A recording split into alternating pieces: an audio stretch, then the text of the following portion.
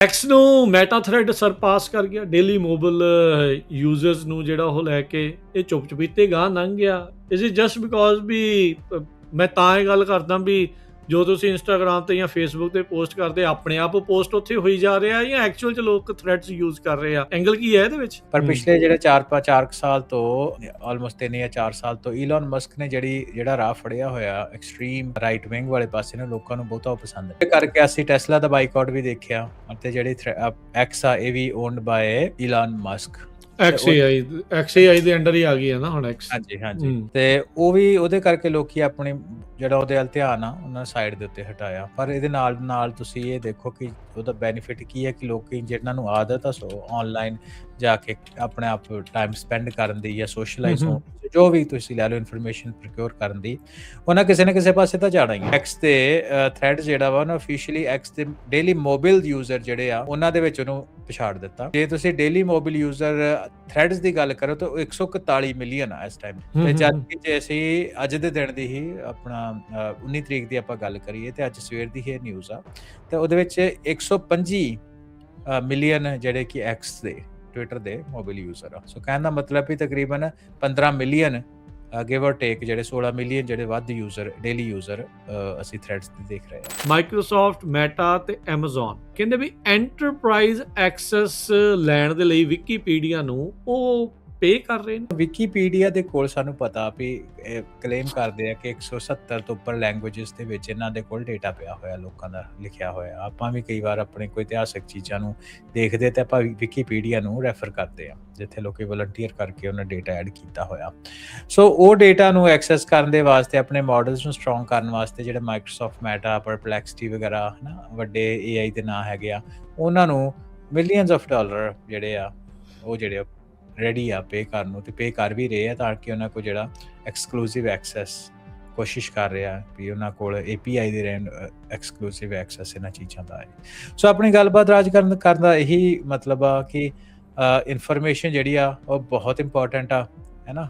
ਤੇ ਉਹ ਜਿਹੜੀ ਆ ਉਹ ਆਪਾਂ ਨੂੰ ਆਪਣਾ ਵੀ ਮੈਨੂੰ ਕਦੇ ਕਦੇ ਇਹ ਲੱਗਦਾ ਕਿ ਚਲੋ ਮੇਰਾ ਅਖੀਰਲਾ ਇੱਕ ਮੇਰਾ ਸੁਪਨਾ ਇਹ ਹੈ ਵੀ ਆਪਾਂ ਕੁਛ ਟੈਕ ਦੇ ਵਿੱਚ ਸਾਡੇ ਕੋਲ ਇੰਨੀ ਫੰਡਿੰਗ ਹੋਏ, ਆਪਾਂ ਕੋਲ ਇੰਨੇ ਰਿਸੋਰਸ ਹੋਣ ਵੀ ਅਸੀਂ ਪੰਜਾਬ ਦਾ, ਪੰਜਾਬੀਅਤ ਦਾ, ਸਿੱਖਾਂ ਦਾ ਵੀ ਕੋਈ ਨਾ ਆਪਣਾ ਜਿਹੜਾ ਨੇਟਿਵ ਹੋਮ ਗਰੋਨ ਜਿਹੜਾ ਆਪਣਾ ਮਾਡਲ ਹੋਏ, ਲਾਰਜ ਲੈਂਗੁਏਜ ਮਾਡਲ ਜਿਹੜੇ ਵਿੱਚ ਸਾਰੀਆਂ ਜੋ ਸਾਡੇ ਇਤਿਹਾਸਿਕ ਤੌਰ ਦੇ ਉੱਤੇ ਚੀਜ਼ਾਂ ਪਈਆਂ ਹੋਈਆਂ ਕੰਟੈਕਸਟ ਦੇ ਅਕੋਰਡਿੰਗਲੀ ਸਾਡੀ ਆਉਣ ਵਾਲੀ ਜਨਰੇਸ਼ਨ ਦੀ ਰੈਫਰੈਂਸ ਦੇ ਵਾਸਤੇ ਇੱਕ ਬਹੁਤ ਸੋਹਣਾ ਰੈਫਰੈਂਸ ਇਨਫਰਾਸਟ੍ਰਕਚਰ ਜਿਹੜਾ ਲਾਰਜ ਲੈਂਗੁਏਜ ਮਾਡਲ ਵਾਲਾ ਬਣੇ। ਇਹਨੂੰ ਐਕਸੈਸ ਕਰਨ ਲਈ ਜਾਂ ਇਸ ਚੀਜ਼ ਨੂੰ ਕ੍ਰੀਏਟ ਕਰਨ ਦੇ ਲਈ ਇੱਕ ਆਮ ਬੰਦਾ ਜਿਹੜਾ ਸੋਚਦਾ ਕਹਿੰਦਾ ਯਾਰ ਮੈਨੂੰ ਤਾਂ ਕੁਛ AI ਦਾ ਪਤਾ ਨਹੀਂ, ਮੈਂ ਕਿੱਦਾਂ ਕੰਟਰੀਬਿਊਟ ਕਰ ਸਕਦਾ? ਤਿੰਨ ਚੀਜ਼ਾਂ ਉਹਦੇ ਲਈ ਕੀ ਸਵਾਲ? ਤਿੰਨ ਚੀਜ਼ਾਂ ਹੀ ਆ। ਇੱਕ ਕੰਪਿਊਟ ਪਾਵਰ ਚਾਹੀਦੀ ਆ, ਨੰਬਰ 2 ਦੇ ਉੱਤੇ ਆਪਾਂ ਨੂੰ ਚਾਹੀਦਾ ਐਕਸੈਸ ਟੂ ਡੇਟਾ। ਆਪਾਂ ਤੇ ਬਹੁਤ ਜ਼ਿਆਦਾ ਜਿਹੜਾ ਡੇਟਾ, ਕਿਉਂਕਿ ਤੁਸੀਂ ਕੋਈ ਸਿਸਟਮ ਬਣਾਓਗੇ ਡੇਟਾਬੇਸ ਹੀ ਬਣਾਓਗੇ। ਤੀਸਰੀ ਜਿਹੜੀ ਚੀਜ਼ ਹੈਗੀ ਉਹ ਹੈ ਕਿ ਇੱਕ ਡੈਡੀਕੇਟਡ ਟੀਮ ਜਿਹੜੀ ਇਹਦੇ ਉੱਤੇ ਲਗਾਤਾਰ ਵਰਕ ਕਰੇ, ਟੈਕਨੀਕਲ ਟੀਮ ਚਾਹੀਦੀ ਹੈ ਨਾਲ, ਹੈ ਨਾ, ਟੀਮ ਆਫ ਇੰਜੀਨੀਅਰਸ ਜਿਹੜੀ ਇਹਦੇ ਉੱਤੇ ਵਰਕ ਕਰੇ। 2026 ਦੇ ਵਿੱਚ $2.5 ਟ੍ਰਿਲੀਅਨ ਦੀ ਸਪੈਂਡਿੰਗ AI ਦੇ ਉੱਤੇ ਤੇ ਇਹ 2027 ਚ ਵੱਧ ਕੇ 3.3 ਟ੍ਰਿਲੀਅਨ ਤੱਕ ਜਿਹੜੀ ਉਹ ਪਹੁੰਚ ਜਾਣੀ ਆ। Trillions of dollar. ਜਦੋਂ ਆਪਾਂ ਗੱਲ ਪਹਿਲਾਂ ਬਿਲੀਅਨਸ ਤੋਂ ਸ਼ੁਰੂ ਹੋਈ, ਫਿਰ ਹੰਡਰਡਸ ਆਫ ਬਿਲੀਅਨ ਤੇ ਗਈ ਤੇ ਹੁਣ ਗੱਲ ਟ੍ਰਿਲੀਅਨਸ ਤੇ ਪਹੁੰਚ ਗਈ। ਸੋ 2026 ਦੇ ਵਿੱਚ ਇਹ ਮੰਨਿਆ ਜਾ ਰਿਹਾ ਰਾਜਕਰਨ ਕਿ $2.5 ਟ੍ਰਿਲੀਅਨ ਜਿਹੜਾ AI ਦੀ ਸਪੈਂਡਿੰਗ ਉੱਤੇ ਜਾਊਗਾ, ਜਿਹੜਾ ਕਿ 2027 ਵਿੱਚ ਵੱਧ ਕੇ 3.33 ਟ੍ਰਿਲੀਅਨ ਦੇ ਉੱਤੇ ਪਹੁੰਚੂਗਾ ਜੀ। ਸੋ ਇੱਕ ਮੈਸਿਵ ਸ਼ਿਫਟ ਹੈਗਾ ਹਰ ਇੱਕ ਕੰਪਨੀ ਦੇ ਵਿੱਚ। ਕੋਈ ਦੋ ਰਾਵਾਂ ਨਹੀਂ ਵੀ ਹਰ ਜਗ੍ਹਾ AI ਜਿਹੜੀ ਉਹ ਆ ਰਹੀ ਆ। ਪਰ ਜਿਹੜੀ ਤੁਸੀਂ ਗੱਲ ਕਹਿੰਦੇ ਹੁੰਦੇ ਕਿ ਆਲਵੇਜ਼ ਫੋਲੋ ਦਾ ਮਨੀ, ਤੇ ਇਹਦੇ ਵਿੱਚ ਮਨੀ ਨੂੰ ਫੋਲੋ ਕਰਨ ਵਾਲੀ ਗੱਲ ਹੀ ਆ। ਲੋਕਾਂ ਨੂੰ ਉਹਦੇ ਵਿੱਚ ਜਿਹੜੇ ਕੋਈ ਇੰਨਾ ਸਪੈਂਡ ਕਰ ਰਹੀਆਂ ਕੰਪਨੀਆਂ ਤੇ ਉਹਨਾਂ ਨੂੰ ਉੱਥੋਂ ਆਊਟਪੁੱਟ ਜਿਹੜੀ ਆ over the period of time ਮਿਲਣ ਦੀ ਆਸ ਆ, ਤਾਂ ਹੀ ਕਰਕੇ ਉਹ ਸਪੈਂਡ ਕਰ ਰਹੀਆਂ ਇੰਨਾ ਜ਼ਿਆਦਾ। ਸੋ ਉਹਦੇ ਤੋਂ ਵੀ ਆਪਾਂ ਕਾਫੀ ਜਿਹੜੇ ਅੰਦਾਜ਼ੇ ਲਾਏ ਜਾ ਸਕਦੇ ਆ। ਤੇ ਪਰ ਇਹ ਨਾਲ ਦੀ ਨਾਲ ਮਾਰਕੀਟ ਦੇ ਵਿੱਚ ਇਹ ਵੀ ਕੁਝ ਚੱਲ ਰਿਹਾ ਵੀ ਇੱਕ ਬਬਲ ਆ AI ਦਾ, ਇਹਨੇ .com ਵਾਂਗੂ ਬਰਸਟ ਹੋ ਜਾਣਾ ਹਨਾ। 2025 ਦੇ ਵਿੱਚ ਵੀ ਥਰੂ ਆਊਟ ਇਹੀ ਕਨਵਰਸੇਸ਼ਨ ਸ਼ੁਰੂਆਤ ਤੋਂ ਲੈ ਕੇ ਐਂਡ ਤੱਕ ਇਹ ਚੱਲਦੀ ਰਹੀ ਕਿ ਅਸੀਂ ਆਲਰੇਡੀ ਬਬਲ ਦੇ ਵਿੱਚ ਆ, ਬਬਲ ਨੇ ਕਿਸੇ ਟਾਈਮ ਵੀ ਫਟ ਜਾਣਾ, AI ਦੇ ਵਾਂਗੂ ਹੋ ਜਾਊਗਾ। ਤੇ ਇਹ ਗੱਲਾਂ ਬਾਤਾਂ ਹੁਣ ਵੀ ਚੱਲਦੀਆਂ ਪਈਆਂ। 2026 ਦੇ ਆਪਾਂ 15 ਦਿਨ ਆਲਮੋਸਟ ਪਹਿਲਾ ਜਿਹੜਾ ਮਹੀਨਾ ਉਹਦੇ 15 ਦਿਨ ਅੱਧਾ ਮਹੀਨਾ ਪਹਿਲਾਂ ਨਿਕਲ ਗਿਆ। ਉਹਦੇ ਵਿੱਚ ਵੀ ਜਿਹੜੀ ਮਨੀ ਆ ਲਗਾਤਾਰ ਪੋਰ ਜਿਹੜੀ ਆ ਹੁੰਦੀ ਜਾ ਰਹੀ ਆ ਸੋ ਫਾਰ 15 ਦਿਨਾਂ ਵਿੱਚ। ਉਹਦੇ ਵਿੱਚ ਕੋਈ ਸਲੋਨੈਸ ਨਹੀਂ ਹੈਗੀ, ਜਿਹਦੇ ਵਿੱਚ ਇਹ ਜ਼ਿਆਦਾ ਜਿਹੜੇ ਪੈਸੇ ਜਿਹੜੇ ਸਪੈਂਡ ਹੋ ਰਹੇ ਆ ਨਾ, ਇਹ ਟ੍ਰਿਲੀਅਨਸ ਆਫ ਡਾਲਰ, ਉਹਦੇ ਵਿੱਚ ਸਭ ਤੋਂ ਵੱਡਾ ਜਿਹੜਾ ਉਹ AI ਇਨਫਰਾਸਟ੍ਰਕਚਰ ਦੇ ਉੱਤੇ ਆ। ਤੇ ਜਿਹੜੇ ਕੰਪਨੀਜ਼ ਆ, ਇਹ ਮੰਨਿਆ ਜਾ ਰਿਹਾ ਕਿ 1.36 ਟ੍ਰਿਲੀਅਨ ਡਾਲਰ ਜਿਹੜਾ ਵਾ ਉਹ ਜਿਹੜੇ ਬੈਕਬੋਨ ਹੈਗੇ ਆ, ਯਾਨੀ ਕਿ ਡੇਟਾ ਸੈਂਟਰ ਹੋ ਗਏ ਜਾਂ ਉਹਦੇ ਨਾਲ ਰਿਲੇਟਡ ਇਨਫਰਾਸਟ੍ਰਕਚਰ ਦੀ ਗੱਲਾਂ ਹੋ ਗਈਆਂ, ਇਹ 2026 ਦੇ ਵਿੱਚ। ਤੇ ਇਹ ਜਿਹੜਾ ਇਨਫਰਾਸਟ੍ਰਕਚਰ ਆ, ਇਹਦੀ ਸਪੈਂਡਿੰਗ ਇਸੇ ਤਰ੍ਹਾਂ ਹੀ ਚੱਲਦੀ ਰਹੂਗੀ। 2027 ਦੇ ਵਿੱਚ 2.25 ਟ੍ਰਿਲੀਅਨ ਇਨਫਰਾਸਟ੍ਰਕਚਰ ਉੱਤੇ ਇਨਵੈਸਟ। ਵਰਲਡ ਇਕਨੋਮਿਕ ਫੋਰਮ ਡੇਵਸ ਦੇ ਵਿੱਚ ਹਰ ਸਾਲ ਹੁੰਦੀ ਆ। ਅਗਲਾ ਡੈਕੇਡ ਬਿਜ਼ਨਸ ਨੂੰ ਜਿਹੜਾ ਉਹ ਲੈ ਕੇ ਆ, ਉਹ ਕਿੱਦਾਂ ਦਾ ਰਹਿਣ ਵਾਲਾ ਆ, ਉਹਦੇ ਬਾਰੇ ਵੀ ਚਰਚਾ ਜਿਹੜੀ ਉੱਥੇ ਚੱਲ ਰਹੀ ਹੈ। ਕੀ ਚਰਚਾਵਾਂ ਨੇ, ਕੀ ਕਿਆਸ ਰਹੀਆਂ ਜਿਹੜੀਆਂ WEF ਦੱਸ ਰਿਹਾ।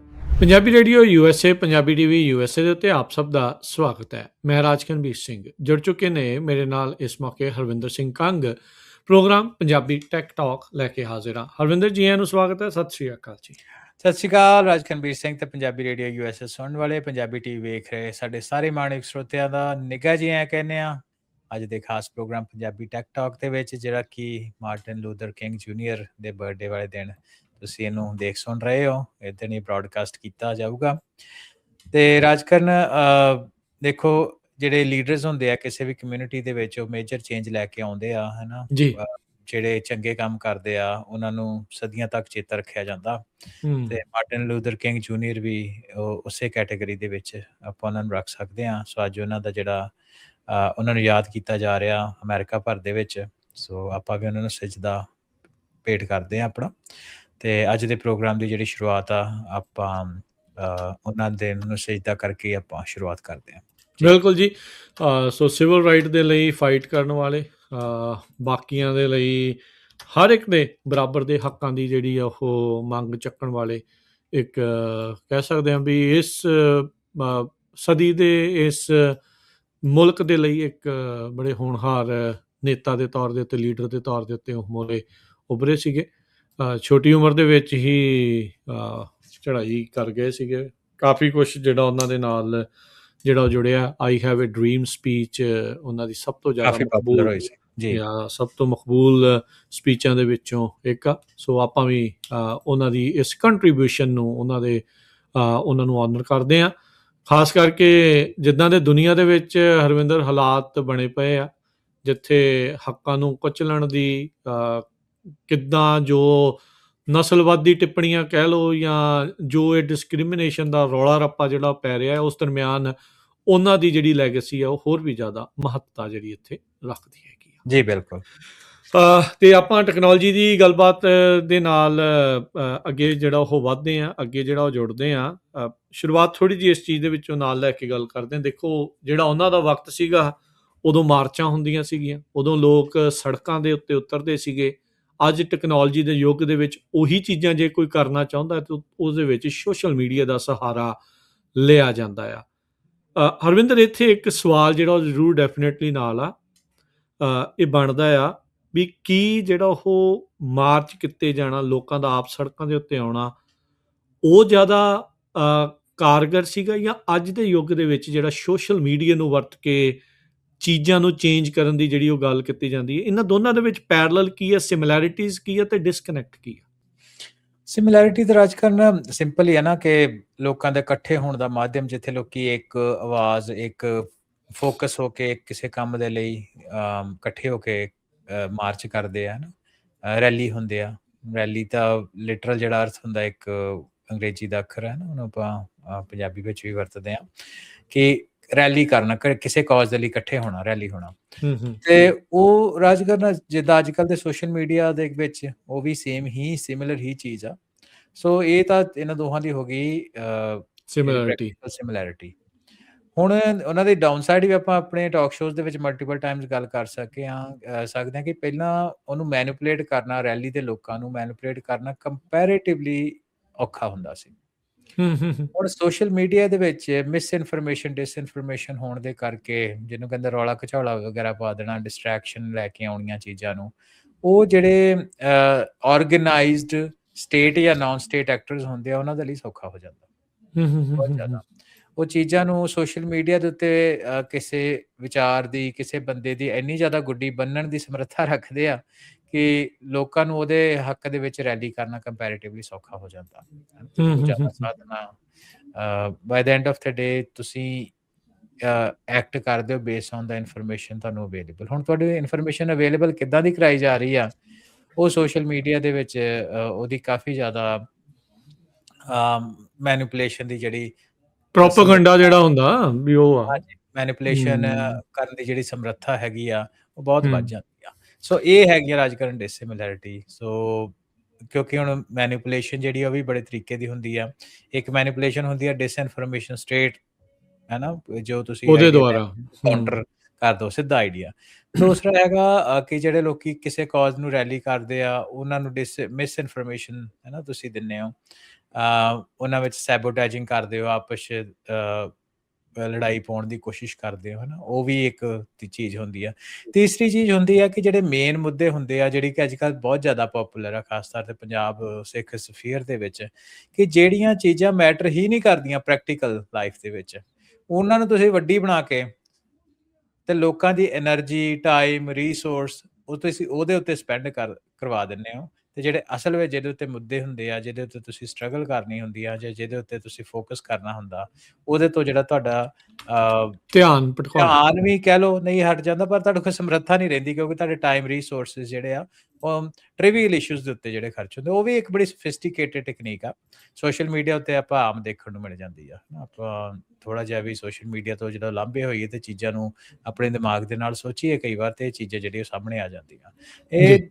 ਜੇ ਬਹੁਤ ਜ਼ਿਆਦਾ ਲੋਕ ਜਿਹੜੇ ਸੋਸ਼ਲ ਮੀਡੀਆ ਵਰਤਦੇ ਆ, ਸ਼ਾਇਦ ਉਹਨਾਂ ਦੇ ਲਈ ਇਹ ਚੀਜ਼ ਜਿਹੜੀ ਆ ਉਹਨਾਂ ਨੂੰ ਨਾ ਉਸ ਤਰੀਕੇ ਨਾਲ ਸਮਝ ਲੱਗੇ। ਪਰ ਜਦੋਂ ਤੁਸੀਂ ਸੋਸ਼ਲ ਮੀਡੀਆ ਤੋਂ ਬ੍ਰੇਕ ਲੈਂਦੇ ਹੋ ਤੇ ਚੀਜ਼ਾਂ ਨੂੰ ਠੰਡੇ ਦਿਮਾਗ ਦੇ ਨਾਲ ਐਨਾਲਾਈਜ਼ ਕਰਦੇ ਹੋ ਬੇਸਡ ਔਨ ਤੁਹਾਡੀ ਆਪਣੀ ਸਮਰੱਥਾ, ਤੁਹਾਡੇ ਕੋਲ ਇਨਫੋਰਮੇਸ਼ਨ ਜਿਹੜੀ ਹੁੰਦੀ ਆ, ਉਹਨੂੰ ਜਦੋਂ ਤੁਸੀਂ ਆਪਣੇ ਅਸਲੀ ਮਨ ਦੇ ਵਿੱਚ ਤੁਸੀਂ ਇਸ ਚੀਜ਼ ਨੂੰ ਸੋਚਦੇ ਹੋ, ਕਈ ਵਾਰ ਇਹ ਚੀਜ਼ ਨੂੰ ਤੁਸੀਂ ਸਹਿਜੇ ਪਕੜ ਲੈਂਦੇ ਹੋ, ਪਕੜ 'ਚ ਆ ਜਾਂਦੀ ਆ। ਸੋ ਇਹ ਵੀ ਇੱਕ ਤਰ੍ਹਾਂ ਦੀ ਸੋਫਿਸਟੀਕੇਸ਼ਨ ਆ। ਤੁਸੀਂ ਇਹ ਸਵਾਲ ਪੁੱਛਿਆ ਵੀ ਰੈਲੀ ਤੇ ਸੋਸ਼ਲ ਮੀਡੀਆ, ਹੈ ਨਾ, ਲੋਕਾਂ ਦਾ ਫਿਜ਼ੀਕਲੀ ਇਕੱਠੇ ਹੋਣਾ ਤੇ ਵਰਚੁਅਲੀ ਇਕੱਠੇ ਹੋਣ ਦੇ ਵਿੱਚ ਕੀ ਫਰਕ ਆ। ਸੋ ਮੈਨੂੰ ਇਹ ਲੱਗਦਾ ਕਿ ਕੁਝ ਸਿਮਿਲੈਰਿਟੀ ਤੇ ਡਿਫਰੈਂਸਿਸ ਹੈਗੇ ਆ ਜੀ।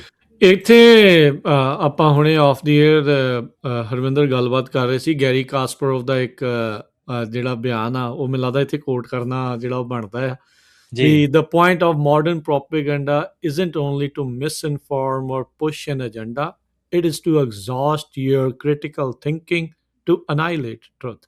So ਇਹ 2016 ਦਾ ਦਿੱਤਾ ਹੋਇਆ ਉਸਦਾ ਬਿਆਨ ਆ, ਉਸਦਾ ਜਿਹੜਾ ਇਹ ਕੋਟ ਆ। ਸੋ ਜਿਹਨੂੰ ਆਪਾਂ ਡੀਕੋਡ ਕਰਦੇ ਹਾਂ ਵੀ ਤੁਹਾਡੀ ਜਿਹੜੀ ਕ੍ਰਿਟੀਕਲ ਥਿੰਕਿੰਗ ਨੂੰ ਹੀ ਖਤਮ ਕਰ ਦੇਣਾ, ਜਾਂ ਉਹਨੂੰ ਇੰਨਾ ਥਕਾ ਦੇਣਾ ਵੀ ਤੁਸੀਂ ਹੋਰ ਕੁਝ ਜਿਹੜਾ ਉਹ ਸੋਚ ਨਾ ਸਕੋ, ਤੇ ਸੱਚ ਨੂੰ ਉਹਦੇ ਚੀਥੜੇ ਕਰ ਦੇਣਾ। ਉਹ ਇਸ ਟਾਈਮ ਮਾਡਰਨ ਪ੍ਰੋਪੇਗੈਂਡੇ ਦੇ ਉੱਤੇ ਵਿੱਚ ਆਪਾਂ ਜਿਹੜਾ ਉਹ ਦੇਖ ਰਹੇ ਹਾਂ। ਤੇ ਅਨਫੋਰਚੂਨੇਟਲੀ ਐਜ਼ ਏ ਕੌਮ ਆਪਾਂ ਵੀ ਉਸੇ ਹੀ ਦੌਰ ਦੇ ਵਿੱਚੋਂ ਲੰਘ ਰਹੇ ਹਾਂ। ਹਾਂਜੀ, ਉਹਦੇ 'ਚ ਕੋਈ ਦੋ ਰਾਵਾਂ ਨਹੀਂ। ਤੁਸੀਂ ਸੋਸ਼ਲ ਮੀਡੀਆ ਤੇ ਜਿੰਨੇ ਵੀ ਇਸ਼ੂਜ਼ ਅੱਜ ਕੱਲ੍ਹ ਹੁੰਦੇ ਆ, ਜਿਹੜੇ ਲੋਕਾਂ ਨੂੰ ਰੇਜ ਕ੍ਰੀਏਟ ਕਰਦੇ ਆ ਲੋਕਾਂ ਦੇ ਵਿੱਚ, ਫੇਕ ਰੇਜ ਕਹਿ ਸਕਦੇ ਹਾਂ ਆਪਾਂ। ਹਾਂਜੀ, ਫੇਕ ਰੇਜ ਆਪਾਂ ਕਹਿ ਸਕਦੇ ਹਾਂ ਵੀ ਫੇਕ ਬੰਦੇ ਰੇਜ ਦੀ ਜਿਹੜੀ ਲੋਕਾਂ 'ਚ ਕੀਤੀ ਜਾਂਦੀ ਆ, ਪਰ ਉਹਨੂੰ ਤੁਸੀਂ ਠੰਡੇ ਦਿਮਾਗ ਨਾਲ ਸੋਚੋ ਵੀ ਉਹ ਕੋਈ ਇਸ਼ੂ ਐਗਜ਼ਿਸਟ ਹੀ ਨਹੀਂ ਕਰਦੇ। ਆਪਣੇ ਆਪਾਂ ਦੇਖਿਆ ਹੀ ਆ ਪਿਛਲੇ ਟਾਈਮ ਦੇ ਵਿੱਚ ਕਿ ਜਿਹੜੇ ਦਸਮ ਗ੍ਰੰਥ ਦਾ ਰੌਲਾ ਹੋ ਗਿਆ, ਹੈ ਨਾ, ਟਕਸਾਲੀ ਮਿਸ਼ਨਰੀ ਦਾ ਰੌਲਾ ਹੋ ਗਿਆ, ਹੋਰ ਇੱਦਾਂ ਤਰ੍ਹਾਂ ਦੇ। ਉਸ ਤੋਂ ਪਹਿਲਾਂ ਪਿਛਲੇ ਡੈਕੇਡ ਦੇ ਵਿੱਚ ਰਾਗਮਾਲਾ ਦੇ ਰੌਲੇ ਚੱਲਦੇ ਸੀ। ਕੌਣ ਜ਼ਿਆਦਾ ਪੰਥਕ ਆ, ਇਹ ਜਿਹੜੇ ਰੌਲੇ ਕੌਣ ਜ਼ਿਆਦਾ ਪੰਥਕ ਆ, ਮੀਟ ਖਾਣਾ ਨਾ ਖਾਣਾ, ਹੈ ਨਾ, ਉਹਦੇ ਉੱਤੇ ਸਲਾਹਾਂ। ਤੇ ਇਹ ਜਿਹੜੀ ਪ੍ਰੈਕਟੀਕਲ ਜੇ ਤੁਸੀਂ ਇਹਨੂੰ ਦੇਖੋ ਤੇ ਕੋਈ ਬਾਹਲੀਆਂ, ਹੈ ਨਾ, ਮੈਟਰ ਨਹੀਂ ਕਰਦੀਆਂ। ਵੱਖ-ਵੱਖ ਲੋਕਾਂ ਦੇ ਵੱਖ-ਵੱਖ ਸੰਪਰਦਾਵਾਂ ਦੇ ਵੱਖ-ਵੱਖ ਮਰਿਆਦਾਵਾਂ ਰਹੀਆਂ ਪੁਰਾਣੇ ਸਮੇਂ ਦੇ ਵਿੱਚ। ਹਾਂ, ਜੇ ਉਹਦੇ ਵਿੱਚ ਤੁਹਾਨੂੰ ਉਣਤਾਈਆਂ ਲੱਗਦੀਆਂ, ਰਲ ਮਿਲ ਬੈਠ ਕੇ ਕੋਈ ਸਲਾਹ ਕੀਤੀ ਜਾ ਸਕਦੀ ਆ, ਸੰਵਾਦ ਕੀਤਾ ਜਾ ਸਕਦਾ, ਪਰ ਠੱਪੇ ਦੇਣੇ ਤੇ ਫੇਕ ਆਈਡੀਆਂ ਦੇ ਰਾਹੀਂ ਉਹਨੂੰ ਪ੍ਰੋਪੋਗੇਟ ਕਰਨਾ, ਉੱਚੀ-ਉੱਚੀ ਗਾਲਾਂ ਕੱਢਣੀਆਂ, ਹੈ ਨਾ, ਲਾਊਡ ਹੋਣਾ, ਉਹ ਜਿਹੜੀ ਸਾਰੀਆਂ ਚੀਜ਼ਾਂ ਹੈਗੀਆਂ ਉਹ ਲੋਕਾਂ ਦੇ ਲਈ ਡਿਸਟਰੈਕਸ਼ਨ ਆ। ਇੱਕ ਮੈਨੂੰ ਹੋਰ ਕਿਸੇ ਨੇ ਵੈਸੇ ਗੱਲ ਬੜੀ ਵਧੀਆ ਕੀਤੀ, ਉਹ ਕਹਿੰਦੇ ਜਿਹੜੇ ਮੈਸੇਜ ਹੁੰਦੇ ਆ ਉਹ ਕਹਿੰਦੇ ਕਿ ਦੇ need food, wine and circus. ਮੈਂ ਨਾ ਕਿਸੇ ਸਟੈਨਫੋਰਡ ਦੇ ਵਿੱਚ ਜਦ ਮੈਂ ਕਰਦਾ ਸੀ, ਉਹਨੇ ਗੱਲ ਕੀਤੀ ਵੀ ਜਿਹੜੇ ਮੈਸੇਜ ਹੁੰਦੇ ਆ ਨਾ, ਜਿਹੜੇ ਬਹੁਤ ਜ਼ਿਆਦਾ ਗਿਣਤੀ 'ਚ, ਉਹਨਾਂ ਨੂੰ ਰੋਟੀ ਪਾਣੀ, ਵਾਈਨ ਤੇ ਸਰਕਸ, ਇਹ ਤਿੰਨ ਚੀਜ਼ ਚਾਹੀਦੀਆਂ ਹੁੰਦੀਆਂ, ਮਨੋਰੰਜਨ ਚਾਹੀਦਾ ਹੈ ਨਾਲ ਦੇ ਨਾਲ। ਬਸ ਮੈਨੂੰ, ਹੈ ਨਾ, ਉਹ ਕਾਫੀ ਲੱਗਦਾ। ਖੈਰ ਆਪਾਂ ਆਪਣੀ ਟੈਕ ਦੀ ਆਪਾਂ ਗੱਲਬਾਤ ਕਰਦੇ ਹਾਂ, ਸਾਡੇ ਕਮੈਂਟਰੀ ਤਾਂ ਨਾਲ ਚੱਲਦੀ ਰਹਿੰਦੀ ਆ। ਐਕਸ ਨੂੰ ਮੈਟਾ ਥ੍ਰੈਡ ਸਰਪਾਸ ਕਰ ਗਿਆ। ਡੇਲੀ ਮੋਬਾਈਲ ਯੂਜ਼ਰਸ ਨੂੰ ਜਿਹੜਾ ਉਹ ਲੈ ਕੇ ਇਹ ਚੁੱਪ-ਚੁਪੀਤੇ ਗਾਹ ਲੰਘ ਗਿਆ। Is it just because we ਮੈਂ ਤਾਂ ਇਹ ਗੱਲ ਕਰਦਾ ਵੀ ਜੋ ਤੁਸੀਂ ਇੰਸਟਾਗ੍ਰਾਮ ਤੇ ਜਾਂ ਫੇਸਬੁੱਕ ਤੇ ਪੋਸਟ ਕਰਦੇ ਆਪਣੇ ਆਪ ਪੋਸਟ ਉੱਥੇ ਹੋਈ ਜਾ ਰਿਹਾ ਜਾਂ ਐਕਚੁਅਲ ਚ ਲੋਕ ਥ੍ਰੈਡਸ ਯੂਜ਼ ਕਰ ਰਹੇ ਆ? ਐਂਗਲ ਕੀ ਹੈ ਇਹਦੇ ਵਿੱਚ? ਵੇਖੋ ਰਾਜਕਰਨ, ਜਦੋਂ ਸਾਰੇ ਤੋਂ ਪਹਿਲਾਂ ਟਿਕਟੋਕ ਆਈ ਆ, ਹੈ ਨਾ? ਹੂੰ ਟਿਕਟੋਕ ਤੋਂ ਬਾਅਦ ਇੰਸਟਾਗ੍ਰਾਮ ਦੇ ਰੀਲਸ ਆਈਆਂ। ਉਹਦੇ ਵਿੱਚ ਜਿਹੜੇ ਤੁਹਾਨੂੰ ਮੈਂ ਦੱਸਿਆ ਨਾ ਕਿ ਜਦੋਂ ਆਪਾਂ ਕੰਪਨੀਜ਼ ਜਦੋਂ ਕਿਸੇ ਵੀ ਫੀਲਡ ਦੇ ਵਿੱਚ ਅਗਾਂਹ ਜਾਂਦੀ ਆ, ਅਗਲੀ ਜਨਰੇਸ਼ਨ ਉੱਤੇ ਫੋਕਸ ਕਰਦੀਆਂ, ਤੇ ਹੁਣ ਖਾਸ ਤੌਰ ਦੇ ਉੱਤੇ ਜੈਨ ਜ਼ੀ ਉੱਤੇ ਕਾਫੀ ਫੋਕਸ ਆ। ਤਾਂ ਉਹਦੇ ਵਿੱਚ ਰਿਸਰਚ ਵਿੱਚ ਚੀਜ਼ਾਂ ਜਿਹੜੀਆਂ ਬਾਹਰ ਆਈਆਂ, ਉਹਨਾਂ ਦੇ ਵਿੱਚ ਇਹ ਹੈ ਕਿ ਲੋਕਾਂ ਦਾ ਅਟੈਂਸ਼ਨ ਸਪੈਨ ਜਿਹੜਾ ਉਹ ਦਿਨੋਂ ਦਿਨ ਘਟਦਾ ਪਿਆ। 2003-4 ਦਾ ਮੈਨੂੰ ਚੇਤਾ, ਉਸ ਟਾਈਮ ਦੇ ਉੱਤੇ ਆਪਾਂ ਯੂਨੀਵਰਸਿਟੀ ਵਿੱਚ ਜੇ ਸ਼ੁਰੂ ਕੀਤੀ ਸੀ, ਤੇ ਯੂਨੀਵਰਸਿਟੀ ਦੇ ਵਿੱਚ ਆਪਾਂ ਪੜ੍ਹਦੇ ਹੁੰਦੇ ਸੀ ਕਿ ਲੋਕਾਂ ਦੇ ਵੈਬਸਾਈਟ ਦੇ ਉੱਤੇ ਅਟੈਂਸ਼ਨ ਸਪੈਨ ਆ ਜਿਹੜਾ, ਉਹ ਆਈ ਥਿੰਕ ਉਸ ਟਾਈਮ ਦੇ ਉੱਤੇ 15 ਤੋਂ 20 ਸੈਕਿੰਡ ਕਹਿੰਦੇ ਸੀ। ਉਹ ਵੈਬਸਾਈਟ ਜ਼ਿਆਦਾ ਪਪੂਲਰ ਹੁੰਦੀ ਹੈ, ਸੋਸ਼ਲ ਮੀਡੀਆ ਇੰਨਾ ਨਹੀਂ ਸੀ ਹੁੰਦਾ, ਸ਼ੁਰੂ ਹੋਇਆ ਹੂੰ ਸੀ ਹੂੰ ਅਜੇ। ਹੂੰ ਤੇ ਉਹ ਕਹਿੰਦੇ ਵੀ 15-20 ਸੈਕਿੰਡ ਦੇ ਵਿੱਚ ਤੁਹਾਡੀ ਜਿਹੜੀ ਵੈਬਸਾਈਟ ਆ, ਉਹਦੇ ਉੱਤੇ ਜੇ ਤੁਸੀਂ ਕਿਸੇ ਨੂੰ ਕੁਝ ਲੱਭਾ ਤੇ ਯੂ نو ਠੀਕ ਆ, ਨਹੀਂ ਤਾਂ ਉਹਨਾਂ ਮੂਵ ਔਨ ਹੋ ਜਾਣਾ। ਸੋ ਹੂੰ ਟੈਨਸ਼ਨ ਦੇ ਉੱਤੇ ਹੀ ਜ਼ਿਆਦਾ ਜਿਹੜਾ ਉਹਦੇ ਉੱਤੇ ਲੈ ਕੇ ਫੋਕਸ। ਉਸ ਤੋਂ ਬਾਅਦ ਉਹ ਜਿਹੜੇ ਨੰਬਰਸ ਆ ਘਟਦੇ ਗਏ 10 ਸੈਕਿੰਡ ਦੇ ਵਿੱਚ। ਤੇ ਅੱਜ ਕੱਲ੍ਹ ਰਾਜ ਕਰਨ ਹੈ ਨਾ, ਆਰਗੂਏਬਲੀ ਵੱਖੋ ਵੱਖਰੇ ਨੰਬਰ ਹੋ ਸਕਦੇ ਆ, ਪਰ ਜਿਹੜਾ ਮੈਂ ਨੰਬਰ ਪੜ੍ਹਿਆ ਹੋਇਆ ਹੈਗਾ 3 ਸੈਕਿੰਡ। ਸੋ 3 ਸੈਕਿੰਡ ਦੇ ਵਿੱਚ 3 ਸੈਕਿੰਡ ਦੇ 4 ਸੈਕਿੰਡ ਲਾ ਲਓ, ਯਾਨੀ ਕਿ ਬਹੁਤ ਜ਼ਿਆਦਾ ਫਰਕ ਪਿਆ। ਸੋ ਉਹਦੇ ਵਿੱਚ ਇਹ ਆ ਕਿ ਪਹਿਲਾਂ ਜਿਹੜੀਆਂ ਬਹੁਤ ਜ਼ਿਆਦਾ ਲੰਮੀਆਂ ਜਿਹੜੇ ਵੀਡੀਓਜ਼ ਆਨਲਾਈਨ ਹੁੰਦੀਆਂ ਸੀ, ਉਹਨਾਂ ਦੇ ਵਿੱਚ ਤੁਸੀਂ ਆਮ ਤੌਰ ਤੇ ਅੱਜ ਦੇਖਦੇ ਹੋ ਵੀ ਉਹਨਾਂ ਦੀ ਬਹੁਤ ਜ਼ਿਆਦਾ ਵਿਊਜ਼ ਨਹੀਂ ਹੁੰਦੇ, ਹੈ ਨਾ? ਲੋਕਾਂ ਕਿਸੇ ਚੀਜ਼ ਨੂੰ ਠਰਮੇ ਦੇ ਨਾਲ ਲੰਮਾ ਸਮਾਂ ਨਹੀਂ ਸੁਣ ਸਕਦੇ। ਅਟੈਂਸ਼ਨ ਸਪੈਨ ਸੋਸ਼ਲ ਮੀਡੀਆ ਨੇ ਕੰਟੈਂਟ ਦੇ ਨਾਲ ਲੋਕਾਂ ਦਾ ਬਹੁਤ ਘਟਾ ਦਿੱਤਾ, ਹੈ ਨਾ? ਬਿਹੇਵੀਅਰ ਨੂੰ ਚੇਂਜ ਕਰ ਦਿੰਦੇ ਆ, ਹੋ ਜਾਂਦਾ ਜਦੋਂ ਤੁਸੀਂ ਜ਼ਿਆਦਾ ਕੰਜ਼ਿਊਮਰ ਬਣ ਜਾਂਦੇ ਹੋ। ਤੇ ਉਹਦੇ ਨਾਲ ਰਾਜਕਰਨ ਕੀ ਹੋਇਆ ਕਿ ਜਿਹੜੀ ਇਹ ਕੰਪਨੀਜ਼ ਹੈਗੀਆਂ ਸੋਸ਼ਲ ਮੀਡੀਆ, ਉਹਨਾਂ ਤਾਂ ਆਪਣਾ ਪੈਸਾ ਕਮਾਉਣਾ ਹੀ ਆ ਨਾ, ਫਿਰ ਉਹ ਜੈਨ ਜ਼ੀ ਉੱਤੇ ਫੋਕਸ ਕਰਕੇ ਉਹਨਾਂ ਥੋੜੇ ਸਮੇਂ ਦੇ ਵਿੱਚ ਜ਼ਿਆਦਾ ਇਨਫੋਰਮੇਸ਼ਨ ਦੇਣ ਵਾਲੀ ਜਿਹੜੀ ਗੱਲਬਾਤ ਆ ਉਹ ਸ਼ੁਰੂ ਕੀਤੀ, ਜਿਹਦੇ ਵਿੱਚ ਉਹ ਸਾਰੀਆਂ ਚੀਜ਼ਾਂ ਬਾਹਰ ਆਈਆਂ। ਟਵਿੱਟਰ ਇਹਦੀ ਇੱਕ ਟੈਕਸਟ ਬੇਸਡ ਐਗਜ਼ਾਮਪਲ ਸੀ, ਹੈ ਨਾ? ਵੀ ਲੰਮੇ ਆਰਟੀਕਲ ਲਿਖਣ ਨਾਲ ਉਹਨਾਂ ਤੁਹਾਡੀ ਵਰਡ ਲਿਮਿਟ 140 ਵਰਡਸ ਦੇ ਉੱਤੇ ਲਿਮਿਟ ਕਰਤਾ ਸੀ 40 ਸ਼ੁਰੂ। ਵਰਡ ਤੇ ਤੁਸੀਂ ਸਾਰੀ ਗੱਲ ਕਹਿਣੀ ਆ। ਸੋ ਟਵਿੱਟਰ ਕਾਫੀ ਪਪੂਲਰ ਹੋਇਆ। ਸੋ ਇਹਦਾ ਵੀਡੀਓ ਬੇਸਡ ਤੁਹਾਡੀਆਂ ਥ੍ਰੈਡਸ ਆਈਆਂ, ਜਿਹਦੀ ਹੁਣ ਆਪਾਂ ਗੱਲ ਕਰ ਰਹੇ ਹਾਂ, ਫੇਸਬੁੱਕ ਥ੍ਰੈਡਸ, ਹੈ ਨਾ, ਮੈਟਾ ਦੀਆਂ।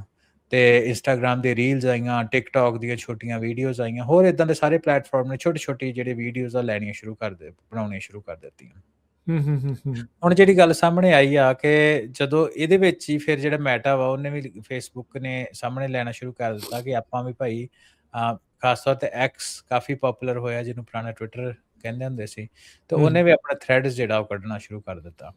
ਸੋ ਮੈਨੂੰ ਇਹ ਲੱਗਦਾ ਕਿ ਜੇ ਇਹਨੂੰ ਬਿਜ਼ਨਸ ਦੇ ਪਰਸਪੈਕਟਿਵ ਦੇ ਨਾਲ ਦੇਖੀਏ, ਤੇ ਬਿਜ਼ਨਸ ਨੂੰ ਕੌਣ ਚਲਾ ਰਿਹਾ ਉਹ ਵੀ ਮੈਟਰ ਕਰਦਾ। ਲੋਕੀ ਆਪਣੇ ਆਪ ਨੂੰ ਉਹਦੇ ਨਾਲ ਅਲਾਈਨ ਕਰਨਾ ਚਾਹੁੰਦੇ ਜਾਂ ਨਹੀਂ ਕਰਨਾ ਚਾਹੁੰਦੇ।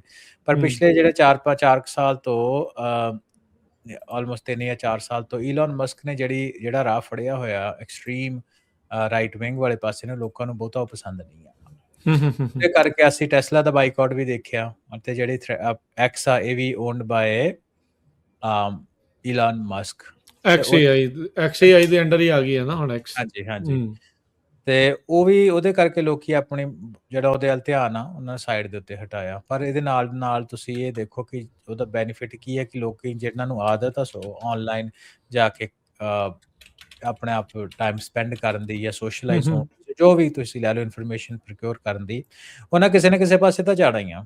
ਤੇ ਖਾਸ ਤੌਰ ਦੇ ਉੱਤੇ ਜਦੋਂ ਅਸੀਂ ਵੈਸਟ ਵਰਲਡ ਦੀ ਗੱਲ ਕਰਦੇ, ਹੁਣ ਵੈਸਟ ਵਰਲਡ ਆਪਾਂ ਜਦੋਂ ਆਮ ਤੌਰ ਤੇ ਗੱਲ ਕਰਦੇ ਤੇ ਅਸੀਂ ਸਿਰਫ ਅਮਰੀਕਾ, ਯੂਰਪ ਵਗੈਰਾ ਦੀ ਗੱਲ ਹੀ ਕਰਦੇ ਆ। ਪਰ ਇਹਦੇ ਵਿੱਚ ਹੋਰ ਵੀ ਕੰਟਰੀਜ਼ ਜਿਹੜੇ ਇਸ ਕੈਪੀਟਲਿਸਟ ਮਾਡਲ ਨੂੰ ਜਿਨ੍ਹਾਂ ਨੇ ਅਪਣਾਇਆ, ਉਹਨਾਂ ਨੂੰ ਆਪਾਂ ਇਹਦੇ ਵਿੱਚ ਹੀ ਰੱਖ ਸਕਦੇ, ਜਿਹਦੇ ਵਿੱਚ ਖਾਸ ਤੌਰ ਤੇ 2 ਨੇਸ਼ਨਸ, ਸਾਊਥ ਕੋਰੀਆ ਤੇ ਜਾਪਾਨ, ਉਹਨਾਂ ਨੂੰ ਆਪਾਂ ਇਸੇ ਦੇ ਵਿੱਚ ਹੀ ਰੱਖ ਸਕਦੇ। ਉਹ ਕਿਉਂ ਰੱਖਦੇ ਉਹਦੇ ਬਾਰੇ ਆਪਾਂ ਹੁਣੇ ਗੱਲ ਕਰਦੇ ਹਾਂ, ਹੈ ਨਾ? ਸੋ ਉਹਨਾਂ ਲੋਕ ਜਿਹੜੇ ਸੋਸ਼ਲ ਮੀਡੀਆ ਤੇ ਜਾਣਾ ਚਾਹੁੰਦੇ ਆ ਜਾਂ ਆਪਣਾ ਟਾਈਮ ਸਪੈਂਡ ਕਰਦੇ, ਉਹਨਾਂ ਦੇ ਲਈ ਅਲਟਰਨੇਟਿਵ ਦੇ ਵਾਸਤੇ ਥ੍ਰੈਡਸ ਕਾਫੀ ਪਪੂਲਰ ਹੋਇਆ। ਸੋ ਵਾਈਲ ਜਿਹੜੇ ਐਕਸ, ਉਹਦੇ ਉੱਤੇ ਕੰਟਰੋਵਰਸੀਜ਼ ਕਾਫੀ ਆਈਆਂ, ਹੈ ਨਾ? ਤੇ ਜਿਹੜਾ ਮੀਨਵਾਈਲ ਥ੍ਰੈਡਸ ਜਿਹੜਾ ਹੈਗਾ ਸੀ, ਉਹਨੇ ਆਪਣੇ ਆਪ ਨੂੰ ਬਿਜ਼ਨਸ ਉਹਦਾ ਹੌਲੀ ਗ੍ਰੈਬ ਕਰਨਾ ਸ਼ੁਰੂ ਕਰ ਦਿੱਤਾ, ਹੈ ਨਾ? ਡਾਇਰੈਕਟ ਮੈਸੇਜਿੰਗ ਹੋ ਗਏ, ਡਿਸਅਪੀਅਰਿੰਗ ਪੋਸਟ ਹੋ ਗਈਆਂ, ਜੋ ਵੀ ਲੋਕਾਂ ਨੂੰ ਚਾਹੀਦੀ ਹੈ ਨਾ, ਉਹਨਾਂ ਸਾਰਿਆਂ ਤੋਂ ਥੋੜਾ ਜਿਹਾ ਇਨਫੋਰਮੇਸ਼ਨ ਲਈ, ਮਾਰਕੀਟ ਨੂੰ ਸਟੱਡੀ ਕੀਤਾ, ਬੈਕ ਐਂਡ ਦੇ ਉੱਤੇ ਆਪਣੇ ਪੈਰ ਉਹ ਜਿਹੜੇ ਪਸਾਰਦੇ ਗਏ। ਹੁਣ ਰਾਜਕਰਨ ਇਹ ਹੋਇਆ ਕਿ ਐਕਸ ਦੇ ਥ੍ਰੈਡ ਜਿਹੜਾ ਵਾ, ਉਹਨੇ ਅਫੀਸ਼ੀਅਲੀ ਐਕਸ ਦੇ ਡੇਲੀ ਮੋਬਾਈਲ ਯੂਜ਼ਰ ਜਿਹੜੇ ਆ, ਉਹਨਾਂ ਦੇ ਵਿੱਚ ਉਹਨੂੰ ਪਛਾੜ ਦਿੱਤਾ। ਜੇ ਤੁਸੀਂ ਡੇਲੀ ਮੋਬਾਈਲ ਯੂਜ਼ਰ ਥ੍ਰੈਡਸ ਦੀ ਗੱਲ ਕਰੋ ਤਾਂ 141 ਮਿਲੀਅਨ ਆ ਇਸ ਟਾਈਮ ਦੇ ਉੱਤੇ। ਹੂੰ, ਤੇ ਹੂੰ, ਜਦ ਹੂੰ। ਕਿ ਜੇ ਅਸੀਂ ਅੱਜ ਦੇ ਦਿਨ ਦੀ ਹੀ ਆਪਣਾ 19 ਤਰੀਕ ਦੀ ਆਪਾਂ ਗੱਲ ਕਰੀਏ ਤੇ ਅੱਜ ਸਵੇਰ ਦੀ ਇਹ ਨਿਊਜ਼ ਆ ਤੇ ਉਹਦੇ ਵਿੱਚ 125 ਮਿਲੀਅਨ ਜਿਹੜੇ ਕਿ ਐਕਸ ਦੇ ਟਵਿੱਟਰ ਦੇ ਮੋਬਾਈਲ ਯੂਜ਼ਰ ਆ। ਸੋ ਕਹਿਣ ਦਾ ਮਤਲਬ ਵੀ ਤਕਰੀਬਨ 15 ਮਿਲੀਅਨ ਗਿਵ ਔਰ ਟੇਕ ਜਿਹੜੇ 16 ਮਿਲੀਅਨ ਜਿਹੜੇ ਵੱਧ ਯੂਜ਼ਰ ਡੇਲੀ ਯੂਜ਼ਰ ਅਸੀਂ ਥ੍ਰੈਡਸ ਤੇ ਦੇਖ ਰਹੇ ਆ। ਹੂੰ, ਹੂੰ, ਹੂੰ, ਹੂੰ। ਤੇ ਹੁਣ ਜਿਹੜੇ ਉਹਦਾ ਕਾਰਨਾਂ ਦੇ ਵਿੱਚ ਜਾਈਏ ਤਾਂ ਉਹਦਾ ਇੱਕ ਕਾਰਨ ਪ੍ਰਾਇਮਰੀਲੀ ਤੇ ਇਹੀ ਆ ਕਿ ਵੇਖੋ ਉਹ ਇੱਕ ਕ੍ਰਾਸ ਪਲੇਟਫਾਰਮ ਆ ਮੈਟਾ ਹੈ ਨਾ। ਮੈਟਾ ਦੇ ਕੋਲ ਫੇਸਬੁੱਕ ਆ, ਮੈਟਾ ਦੇ ਕੋਲ ਇੰਸਟਾਗ੍ਰਾਮ ਆ। ਉਹ ਬੇਸਿਕਲੀ ਉਹਨੇ ਸਕ੍ਰੈਚ ਤੋਂ ਨਹੀਂ ਸ਼ੁਰੂ ਕੀਤਾ। ਉਹਨੇ ਇੰਸਟਾਗ੍ਰਾਮ ਤੇ ਫੇਸਬੁੱਕ ਦਾ ਮੈਸਿਵ ਜਿਹੜਾ ਯੂਜ਼ਰ ਬੇਸ ਆਲਰੇਡੀ ਐਗਜ਼ਿਸਟ ਹੈਗਾ ਸੀ ਉਹਦੇ ਥਰੂ ਥ੍ਰੈਡ ਦੀ ਅਡਾਪਸ਼ਨ ਜਿਹੜੀ ਉਹਨਾਂ ਕਰਵਾਈ ਤੇ ਉਹਨਾਂ ਇੱਕ ਇਕੋਸਿਸਟਮ ਜਿਹੜਾ ਆਲਰੇਡੀ ਉਹਨਾਂ ਕੋਲ ਹੈਗਾ ਉਹਨਾਂ ਦੀ ਕੰਪੈਟੀਟਿਵ ਐਡਵਾਂਟੇਜ ਬਣਿਆ। ਹੂੰ, ਹੂੰ, ਹੂੰ। ਦੂਸਰੀ ਚੀਜ਼ ਇਹ ਆ ਕਿ ਜਿਹੜਾ ਉਹਨਾਂ ਦੀ ਜਿਹੜੀ ਅਪਰੋਚ ਆ ਉਹ ਮੋਬਾਈਲ ਸਪੈਸੀਫਿਕ ਰਹੀ ਹੈ ਨਾ। ਮੋਬਾਈਲ ਫਸਟ ਅਪਰੋਚ ਉਹਨੂੰ ਕਹਿੰਦੇ ਆ। ਹੂੰ, ਤੇ ਹੂੰ। ਜਿਹੜੀ ਐਕਸ ਦੀ ਆਪਾਂ ਗੱਲ ਕਰੀਏ ਤੇ ਵੈਬ ਬੇਸਡ ਟ੍ਰੈਫਿਕ ਦੇ ਵਿੱਚ ਅੱਜ ਵੀ ਐਕਸ ਜਿਹੜਾ ਉਹ ਡੋਮੀਨੇਟ ਕਰਦਾ 145 ਮਿਲੀਅਨ ਵਰਸਸ ਸਿਰਫ 8.5 ਮਿਲੀਅਨ ਜਿਹੜਾ ਥ੍ਰੈਡਸ ਤੇ ਨਹੀਂ ਯੂਜ਼ ਕਰਦੇ ਆ। ਤੇ ਥ੍ਰੈਡਸ ਦੀ ਜਿਹੜੀ ਜ਼ਿਆਦਾ ਇੰਗੇਜਮੈਂਟ ਆ ਮੋਬਾਈਲ ਡਿਵਾਈਸਿਸ ਤੋਂ ਆ। ਤੇ ਤੀਸਰੀ ਜਿਹੜੀ ਉਹਦੇ ਵਿੱਚ ਇਹ ਆ ਕਿ ਉਹ ਥੋੜਾ ਜਿਹਾ ਕੰਟਰੋਵਰਸੀ ਤੋਂ ਵੀ ਜ਼ਕਰਬਰਗ ਨੇ ਪੁਰਾਣੇ ਟਾਈਮ ਦੇ ਵਿੱਚ 2019-20 ਤੋਂ ਜਦੋਂ ਫੇਸਬੁੱਕ ਦਾ ਨਾਂ ਚੇਂਜ ਕਰਕੇ ਮੈਟਾ ਉਹਨਾਂ ਬਣਾਇਆ ਉਦੋਂ ਉਹਨਾਂ ਕੰਟਰੋਵਰਸੀ 'ਚ ਪੈ ਕੇ ਵੇਖ ਲਿਆ ਭਾਈ ਕੰਟਰੋਵਰਸੀ ਤੋਂ ਥੋੜਾ ਜਿਹਾ ਦੂਰ ਹੀ ਰਹੋ, ਬਿਜ਼ਨਸ ਦੇ ਲਈ ਚੰਗਾ ਨਹੀਂ ਆ। ਹੂੰ, ਹੂੰ। ਤੇ ਉਹ ਫਿਰ ਥੋੜਾ ਕੰਟਰੋਵਰਸੀਜ਼ ਤੋਂ ਥੋੜਾ ਹੁਣ ਉਹਨੇ ਆਪਣੇ ਇੰਟੈਂਸ਼ਨਲੀ ਦੂਰ ਰਹਿਣਾ ਸ਼ੁਰੂ ਕੀਤਾ ਸ਼ਾਇਦ ਉਹ ਵੀ ਇਹਨਾਂ ਨੂੰ ਇਸ ਚੀਜ਼ ਦੇ ਵਿੱਚ ਇਹ ਆ। ਪਰ ਇਹਦੇ ਵਿੱਚ ਇੱਕ ਚੀਜ਼ ਨੋਟ ਕਰਨ ਵਾਲੀ ਹੈ ਰਾਜਕਰਨ ਕਿ AI ਦੇ ਨਾਲ ਜਾਂ ਹੋਰ ਜੋ ਸਭ ਚੀਜ਼ਾਂ ਚੱਲ ਰਹੀਆਂ ਜਾਂ ਬਾਈਕਾਟਸ ਹੁੰਦੇ ਆ ਜਾਂ ਲੋਕਾਂ ਦਾ ਬਿਹੇਵੀਅਰ ਹੁੰਦਾ ਵਾ, ਇਹ ਜਿਹੜੀ ਪਲੇਟਫਾਰਮ ਦੀ ਅੱਜ-ਕੱਲ੍ਹ ਡੋਮੀਨੈਂਸ ਆ ਨਾ, ਹੁਣ ਪਹਿਲਾਂ ਟਾਈਮ ਦੇ ਉੱਤੇ ਫੇਸਬੁੱਕ ਦੀ ਬਹੁਤ ਚੜ੍ਹਾਈ ਹੁੰਦੀ ਸੀ, ਉਸ ਤੋਂ ਪਹਿਲਾਂ ਔਰਕੁੱਟ ਦੀ ਬਹੁਤ ਹੁੰਦੀ ਸੀ, ਰਾਈਟ? ਹੂੰ, ਤਾਂ ਹੂੰ, ਉਹ ਹੂੰ, ਤੋਂ ਹੂੰ। ਬਾਅਦ ਹੁਣ ਮਾਰਕੀਟ ਦੇ ਵਿੱਚ ਵੇਖੋ ਫੇਸਬੁੱਕ ਦੇ ਕੋਲੇ 3 ਆ, ਥ੍ਰੈਡਸ, ਇੰਸਟਾਗ੍ਰਾਮ ਤੇ ਫੇਸਬੁੱਕ, ਹੈ ਨਾ? ਇਸੇ ਤਰ੍ਹਾਂ ਹੂੰ। ਟਿਕਟੋਕ ਹੈਗਾ ਇੱਕ, ਬਾਈਟਡੈਂਸ ਦਾ, ਆਪਣਾ ਐਕਸ ਹੋ ਗਿਆ, ਜਿਹੜਾ ਇੱਕ ਹੋਰ ਹੈਗੇ ਏਦਾਂ ਦੇ ਪਲੇਟਫਾਰਮ ਜਿਹੜੇ ਅੱਜ ਟਾਈਮ ਤੇ ਐਗਜ਼ਿਸਟ ਕਰਦੇ ਆ, ਰਾਈਟ? ਸੋ ਹੂੰ। ਇਹਦੇ ਵਿੱਚ ਜਿਹੜੀ ਡੋਮੀਨੈਂਸ ਆ ਇਹ ਪਰਮਾਨੈਂਟਲੀ ਨਹੀਂ ਮੰਨੀ ਜਾ ਸਕਦੀ, ਠੀਕ ਆ? ਇਹ ਚੇਂਜ ਹੁੰਦੀ ਰਹਿੰਦੀ ਆ। ਇਹ ਚੇਂਜ ਹੁੰਦੀ ਰਹਿੰਦੀ ਹੈ ਤਾਂ ਹੁਣ ਜਿਹੜੀ ਲਾਇਲਟੀ ਆ ਉਹ ਉੱਧਰ ਜਾਊਗੀ ਜਿਹੜੇ ਲੋਕਾਂ ਦੀ ਇਸ ਪ੍ਰੋਬਲਮ ਨੂੰ ਛੇਤੀ ਸੋਲਵ ਕਰਦੇ, ਕਿਉਂਕਿ ਇਹ ਵੀ ਜਿਹੜੀ ਮਾਰਕੀਟ ਆ ਪਹਿਲਾਂ 1-2 ਪਲੇਅਰ ਹੁੰਦੇ ਸੀ, ਹੁਣ ਇਹਦੇ 'ਚ 4-5 ਪਲੇਅਰ ਬਰਾਬਰ ਦੀ ਜਗ੍ਹਾ ਤੇ ਬੈਠੇ ਆ। ਬਰਾਬਰ ਤੇ ਆ ਗਏ ਆ। ਸੋ ਵੇਖੋ ਪਰ ਅੱਜ ਦੇ ਟਾਈਮ ਦੇ ਵਿੱਚ ਇਹ ਆ ਕਿ ਇਹ ਇੱਕ ਵੱਡੀ ਚੀਜ਼ ਮੰਨੀ ਜਾ ਸਕਦੀ, ਉਹਨਾਂ ਦੀ ਸਟ੍ਰੈਟੇਜੀਕਲ ਜਿਹੜੀ ਇਹ ਚੀਜ਼ ਮੰਨੀ ਜਾ ਰਹੀ ਹੈ 18 ਮਹੀਨਿਆਂ ਦੇ ਵਿੱਚ ਇੱਕ 0 ਤੋਂ ਐਕਸ ਨੂੰ ਪਛਾੜ ਗਏ, ਇੱਕ ਵੱਡਾ ਜਿਹੜਾ ਚੀਜ਼ ਨੋਟ ਕਰਨ ਵਾਲੀ ਇਹਦੇ 'ਚ। ਯਾ ਇੰਟਰਸਟਿੰਗ ਜਿਹੜੀਆਂ ਚੀਜ਼ਾਂ ਜਿਹੜੀਆਂ ਚੱਲ ਰਹੀਆਂ ਆ। Microsoft, meta, Amazon. ਅੱਛਾ, ਇੱਕ ਮੈਂ ਨਾ ਇੱਕ ਓਲੀਗਾਰਕ ਸਭ ਨੇ ਸ਼ਬਦ ਸੁਣਿਆ ਹੋਣਾ। ਜੀ, ਰਸ਼ੀਆ ਤੋਂ ਜ਼ਿਆਦਾ ਸ਼ੁਰੂ ਹੋਇਆ ਸੀ। ਹਨਾ, ਟੈਕ ਬਰੋਜ਼ ਆਪਾਂ ਸੁਣੇ ਇੱਥੋਂ ਦੇ। ਹੁਣ ਇੱਕ ਨਵਾਂ ਵਰਡ ਆ ਗਿਆ, ਬਰੋਲੀਗਾਰਕ, ਵੀ ਇਹ ਟੈਕ ਬਰੋਜ਼ ਪਲੱਸ ਓਲੀਗਾਰਕ। ਜਦੋਂ ਇਹ ਮਤਲਬ ਜਿਹੜੇ ਟੈਕ ਬਰੋਜ਼ ਹੈ ਇਹੀ ਓਲੀਗਾਰਕ ਬਣ ਰਹੇ ਆ। ਕਹਿੰਦੇ ਓਲੀਗਾਰਕਸ ਦਾ ਇਹ ਹੁੰਦਾ ਸੀਗਾ ਵੀ ਅਮੀਰ ਬਣਨਾ, ਪੈਸੇ ਕਮਾਉਣੇ। ਪਰ ਇਹ ਜਿਹੜੇ ਬਰੋਲੀਗਾਰਕ ਇਹਨਾਂ ਦਾ ਇਹ ਆ, ਇਹਨਾਂ ਦਾ ਪੋਲੀਟੀਕਲ ਏਜੰਡਾ ਨਾਲ। ਜਿੱਦਾਂ ਈਲਨ ਮਸਕ ਦੀ ਤੁਸੀਂ ਗੱਲ ਕੀਤੀ, ਹੁਣ ਅੱਜ ਦੇ ਜ਼ਮਾਨੇ ਦੇ ਵਿੱਚ ਜਿੰਨੇ ਵੀ ਟੈਕ ਬਰੋਜ਼ ਹੈਗੇ ਆ, ਉਹਨਾਂ ਦਾ ਏਜੰਡਾ ਜਿਹੜਾ ਕਾਫੀ ਹੱਦ ਤੱਕ ਮਨੀ ਕਮਾਉਣਾ ਤਾਂ ਹੈਗਾ ਹੀ ਹੈਗਾ, ਨਾਲ ਕੰਟਰੋਲ ਜਿਹੜਾ ਆ ਪੋਲੀਟੀਕਲੀ ਉਹ ਸਾਰੀਆਂ ਚੀਜ਼ਾਂ ਦੇ ਉੱਤੇ ਜਿਹੜਾ ਉਹ ਰੱਖਣਾ ਆ। ਸੋ ਇਹ ਸਾਰੀਆਂ ਚੀਜ਼ਾਂ ਜਿਹੜੀਆਂ ਨਾਲ ਦੇ ਨਾਲ ਜਿਹੜੀਆਂ ਉਹ ਚੱਲ ਰਹੀਆਂ ਆ। ਅਗਲੀ ਹੁਣ ਆਪਾਂ ਇਹੀ ਵੱਡੀਆਂ ਟੈਕ ਕੰਪਨੀਜ਼ ਦੀ ਇੱਕ ਖਬਰ ਉਸ ਦੇ ਵੱਲ ਗੱਲ ਕਰਦੇ ਜਾਈਏ। ਮਾਈਕਰੋਸਾਫਟ, ਮੈਟਾ ਤੇ ਐਮਾਜ਼ੋਨ ਕਹਿੰਦੇ ਵੀ ਐਂਟਰਪ੍ਰਾਈਜ਼ ਐਕਸੈਸ ਲੈਣ ਦੇ ਲਈ ਵਿਕੀਪੀਡੀਆ ਨੂੰ ਉਹ ਪੇ ਕਰ ਰਹੇ ਨੇ। ਹਾਂਜੀ, ਮਾਈਕਰੋਸਾਫਟ, ਮੈਟਾ ਹੋ ਗਿਆ, ਪਰਪਲੈਕਸਿਟੀ ਹੋ ਗਿਆ ਜਾਂ ਹੋਰ ਵੀ ਵਿਕੀਮੀਡੀਆ ਫਾਊਂਡੇਸ਼ਨ ਰਨ ਕਰਦੀ ਆ ਆਪਣੀ ਵਿਕੀਪੀਡੀਆ ਨੂੰ। ਸੋ ਇਹ ਆਪਣੀ ਗੱਲਬਾਤ ਇੱਥੇ ਰਾਜਕਰਨ ਕਰਨ ਦਾ ਮਤਲਬ ਇਹ ਆ ਕਿ ਜਿਹੜਾ ਡੇਟਾ ਉਹ ਕਿੰਨਾ ਇੰਪੋਰਟੈਂਟ, ਆਪਾਂ ਬਾਰ-ਬਾਰ ਗੱਲ ਕਰਦੇ।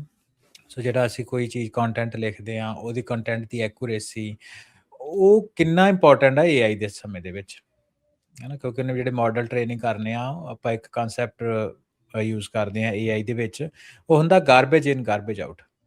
ਗਾਰਬੇਜ ਇਨ ਗਾਰਬੇਜ ਆਊਟ ਦਾ ਮਤਲਬ ਹੁੰਦਾ ਕਿ ਜਿੱਦਾਂ ਦਾ ਡੇਟਾ ਤੁਸੀਂ AI ਮਾਡਲ ਨੂੰ ਦਓਗੇ ਟ੍ਰੇਨ ਕਰਨ ਦੇ ਵਾਸਤੇ, ਉਦਾਂ ਹੀ ਤੁਹਾਡਾ ਸਮਾਰਟ ਤੇ ਇੰਟੈਲੀਜੈਂਟ AI ਮਾਡਲ ਹੋਊਗਾ।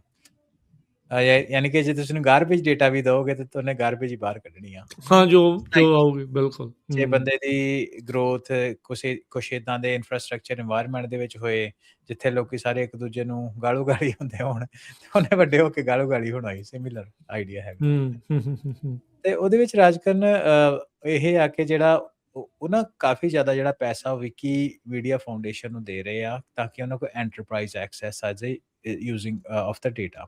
ਇਹ ਜਿਹੜਾ ਹੂੰ, ਕਨਸੈਪਟ ਹੂੰ। ਹੈ ਨਾ 2021-22 ਦੇ ਵਿੱਚ ਸ਼ੁਰੂ ਹੋਇਆ ਸੀ। ਉਹਦੇ ਵਿੱਚ ਜਿਹੜੀ ਗੱਲਬਾਤ ਇਹ ਹੈਗੀ ਕਿ ਉਸ ਟਾਈਮ ਦੇ ਉੱਤੇ ਜਿਹੜੇ ਸਾਰੇ ਮਾਡਲ ਸੀ ਆਲਮੋਸਟ, ਖਾਸ ਤੌਰ ਦੇ ਉੱਤੇ ਟਰਾਂਸਫਾਰਮਰ, GPT ਵਗੈਰਾ ਜਿਹੜੇ ਹੈਗੇ ਸੀ ਉਹ ਪਹਿਲੇ, ਤੇ ਉਹਨੂੰ ਦੇਖੋ ਦੇਖੀ ਬਾਕੀਆਂ ਨੇ ਆਲਮੋਸਟ ਸਾਰੇ ਦਾ ਸਾਰਾ ਜਿਹੜਾ ਇੰਟਰਨੈਟ ਤੋਂ ਡੇਟਾ ਉਹਨਾਂ ਸਕਰੇਪ ਕਰ ਲਿਆ ਸੀ। ਹੂੰ, ਸਕਰੇਪ ਹੂੰ। ਕਰਕੇ ਉਹਨਾਂ ਆਪਣੇ ਜਿਹੜੇ ਮਾਡਲ ਉਹਨਾਂ ਨੂੰ ਟ੍ਰੇਨ ਕਰਨੇ ਸ਼ੁਰੂ ਕਰ ਦਿੱਤੇ। ਫਿਰ ਇਹ ਚੈਟ GPT ਆ ਗਿਆ 2022 ਦੇ ਵਿੱਚ। 2022 ਤੋਂ ਬਾਅਦ ਸਿੰਥੈਟਿਕ ਡੇਟਾ ਬਾਹਰ ਬਹੁਤ ਆਉਣਾ ਸ਼ੁਰੂ ਹੋ ਗਿਆ, ਤੇ ਉਹਦੇ ਨਾਲ ਗੱਲਬਾਤ ਇਹ ਚੱਲਣੀ ਸ਼ੁਰੂ ਹੋਈ ਕਿ ਜਿਹੜਾ ਆਥੈਂਟਿਕ ਡੇਟਾ ਵਾ we gonna run out of data in by 2024-25। ਠੀਕ ਹੈ, ਜਦੋਂ ਇਹ ਚੈਟ GPT ਪਬਲਿਕ ਹੋਇਆ ਤੇ ਜਿਹੜੇ ਡੇਟਾ ਵਾਲੇ ਲੋਕ ਸੀ, ਜਿਹੜੇ ਡੇਟਾ ਨੂੰ ਕੰਟਰੋਲ ਕਰਦੇ ਸੀ, ਉਹਨਾਂ ਨੇ ਆਪਣੇ ਡੇਟਾ ਦੀ ਇੰਪੋਰਟੈਂਸ ਤਾਂ ਉਹਨਾਂ ਨੂੰ ਪਤਾ ਸੀ, ਪਰ ਉਹਨਾਂ ਨੇ ਇਹਦੇ ਵਿੱਚ ਇੱਕ ਓਪਰਚੁਨਿਟੀ ਦੇਖੀ ਮੋਨੇਟਾਈਜੇਸ਼ਨ ਦੀ, ਤੇ ਉਹਨਾਂ ਨੇ ਜਿਹੜੇ ਧੜਾ ਧੜ ਜਿਹੜੇ ਲਾਅ ਸੂਟਸ ਆ ਬਾਹਰ ਆਉਣੇ ਸ਼ੁਰੂ ਹੋਏ। ਹੂੰ, ਹੂੰ, ਹੂੰ, ਹੂੰ। ਇਹ ਡੇਟਾ ਆਪਾਂ ਕੱਲਾ ਇਨਫੋਰਮੇਸ਼ਨ ਜੋ ਰਾਈਟ ਅਪ ਡੇਟਾ ਵਿਕੀਪੀਡੀਆ ਵਗੈਰਾ ਉਹਦੀ ਆਪਾਂ ਗੱਲ ਨਹੀਂ ਕਰਦੇ। ਉਹਦੇ ਵਿੱਚ ਕੰਜ਼ਿਊਮਰ ਦਾ ਹੋ ਗਿਆ ਡੇਟਾ, ਬਾਇੰਗ ਡੇਟਾ, ਜਿੱਦਾਂ ਐਮਾਜ਼ੋਨ ਵੀ ਉਹਨਾਂ ਨੂੰ ਪਤਾ ਹੈ ਕੰਜ਼ਿਊਮਰ ਕਿੱਦਾਂ ਦੀ ਚੀਜ਼ਾਂ ਨੂੰ ਬਾਏ ਕਰਨਾ ਚਾਹੁੰਦੇ ਆ, ਹੈ ਨਾ। ਉਹਦੇ ਵਿੱਚ ਤੁਹਾਡੇ ਵਾਲਮਾਰਟ ਦਾ ਕੰਜ਼ਿਊਮਰ ਡੇਟਾ ਹੋ ਗਿਆ, ਉਹਨਾਂ ਨੂੰ ਪਤਾ ਕਿਹੜੇ ਏਰੀਆ ਦੇ ਵਿੱਚ ਕਿੱਦਾਂ ਦੀ ਲੋਕ ਚੀਜ਼ ਪਸੰਦ ਕਰਦੇ ਆ, ਕਿਹੜੇ ਕੰਟਰੀ ਦੇ ਵਿੱਚ, ਕਿਹੜੇ ਰੀਜਨ ਦੇ ਵਿੱਚ। ਸੋਸ਼ਲ ਮੀਡੀਆ ਦਾ ਤੁਹਾਡਾ ਡੇਟਾ ਹੋ ਗਿਆ, ਕ੍ਰਿਪਟੋ ਦਾ ਤੁਹਾਡਾ ਡੇਟਾ ਹੋ ਗਿਆ, ਜਾਂ ਫਿਨਟੈਕ ਦਾ, ਹੈ ਨਾ, ਫਾਈਨੈਂਸ ਲੋਕੀ ਕਿੱਦਾਂ ਆਪਾਂ ਆਪਣੇ ਜਿਹੜੇ ਸਪੈਂਡ ਕਰਦੇ ਆ ਚੀਜ਼ਾਂ ਨੂੰ, ਇਹ ਸਾਰਾ ਕਿਸੇ ਨਾ ਕਿਸੇ ਤਰੀਕੇ ਦਾ ਡੇਟਾ, ਹੈ ਨਾ। ਸੋ ਉਹਦੇ ਵਿੱਚ ਉਹਨਾਂ ਨੇ ਇਹ ਕਿਹਾ ਵੀ ਤੁਸੀਂ ਭਾਈ ਸਾਡਾ ਡੇਟਾ ਯੂਜ਼ ਨਹੀਂ ਕਰ ਸਕਦੇ ਬਿਨਾਂ ਕਿਸੇ ਪਰਮਿਸ਼ਨ ਤੋਂ। ਸੋ ਉਹਨਾਂ ਜਿਹੜਾ ਡੇਟਾ ਉੱਤੇ ਪਾਬੰਦੀਆਂ ਲਾ ਦਿੱਤੀਆਂ। ਸੋ ਹੁਣ ਇਹ ਇੱਕ ਪਰਫੈਕਟ ਸਟਾਰਮ ਆ ਗਿਆ ਇਨ ਦੀ ਕੰਟੈਕਸਟ ਕਿ ਜਿਹੜਾ ਡੇਟਾ ਉਹਨਾਂ ਨੂੰ ਮਾਡਲਸ ਨੂੰ ਹੋਰ ਸਮਾਰਟ ਕਰਨ ਦੇ ਲਈ ਸਾਨੂੰ ਨਵਾਂ ਡੇਟਾ ਚਾਹੀਦਾ, ਇੰਟੈਲੀਜੈਂਟ ਹਿਊਮਨ ਡੇਟਾ ਚਾਹੀਦਾ। ਸਿੰਥੈਟਿਕ ਡੇਟਾ ਵੀ ਕਿਸੇ ਹੱਦ ਤੱਕ ਹੈਲਪ ਕਰਦਾ, ਪਰ primary by the end of day ਤੇ ਤਾਂ ਮੈਂ ਹਿਊਮਨ ਡੇਟਾ ਹੀ ਚਾਹੀਦਾ ਨਾ। ਹੂੰ, ਹੂੰ। ਸੋ ਉਹ ਜਿਹੜਾ ਡੇਟਾ ਉਹਦੀ ਐਕਸੈਸ ਜਿਹੜੀ ਉਹ ਬਹੁਤ ਲਿਮਿਟ ਹੋ ਗਈ। ਸੋ ਵਿਕੀਪੀਡੀਆ ਦੇ ਕੋਲ ਸਾਨੂੰ ਪਤਾ ਵੀ ਕਲੇਮ ਕਰਦੇ ਆ ਕਿ 170 ਤੋਂ ਉੱਪਰ ਲੈਂਗੁਏਜਸ ਦੇ ਵਿੱਚ ਇਹਨਾਂ ਦੇ ਕੋਲ ਡੇਟਾ ਪਿਆ ਹੋਇਆ, ਲੋਕਾਂ ਦਾ ਲਿਖਿਆ ਹੋਇਆ। ਆਪਾਂ ਵੀ ਕਈ ਵਾਰ ਆਪਣੇ ਕੋਈ ਇਤਿਹਾਸਕ ਚੀਜ਼ਾਂ ਨੂੰ ਦੇਖਦੇ ਤੇ ਆਪਾਂ ਵਿਕੀਪੀਡੀਆ ਨੂੰ ਰੈਫਰ ਕਰਦੇ ਆ, ਜਿੱਥੇ ਲੋਕੀ ਵਲੰਟੀਅਰ ਕਰਕੇ ਉਹਨਾਂ ਡੇਟਾ ਐਡ ਕੀਤਾ ਹੋਇਆ। ਸੋ ਉਹ ਡੇਟਾ ਨੂੰ ਐਕਸੈਸ ਕਰਨ ਦੇ ਵਾਸਤੇ, ਆਪਣੇ ਮਾਡਲਸ ਨੂੰ ਸਟਰੋਂਗ ਕਰਨ ਵਾਸਤੇ, ਜਿਹੜੇ ਮਾਈਕਰੋਸਾਫਟ ਮੈਟਾ, ਪਰਪਲੈਕਸਿਟੀ ਵਗੈਰਾ, ਹੈ ਨਾ, ਵੱਡੇ AI ਦੇ ਨਾਂ ਹੈਗੇ ਆ, ਉਹਨਾਂ ਨੂੰ ਮਿਲੀਅਨਸ ਆਫ ਡਾਲਰ ਜਿਹੜੇ ਆ ਉਹ ਜਿਹੜੇ ਰੈਡੀ ਆ ਪੇ ਕਰਨ ਨੂੰ, ਤੇ ਪੇ ਕਰ ਵੀ ਰਹੇ ਆ, ਤਾਂ ਕਿ ਉਹਨਾਂ ਕੋਲ ਜਿਹੜਾ ਐਕਸਕਲੂਸਿਵ ਐਕਸੈਸ ਕੋਸ਼ਿਸ਼ ਕਰ ਰਿਹਾ ਵੀ ਉਹਨਾਂ ਕੋਲ API ਦੇ ਰਹਿਣ ਐਕਸਕਲੂਸਿਵ ਐਕਸੈਸ ਇਹਨਾਂ ਚੀਜ਼ਾਂ ਦਾ ਹੈ।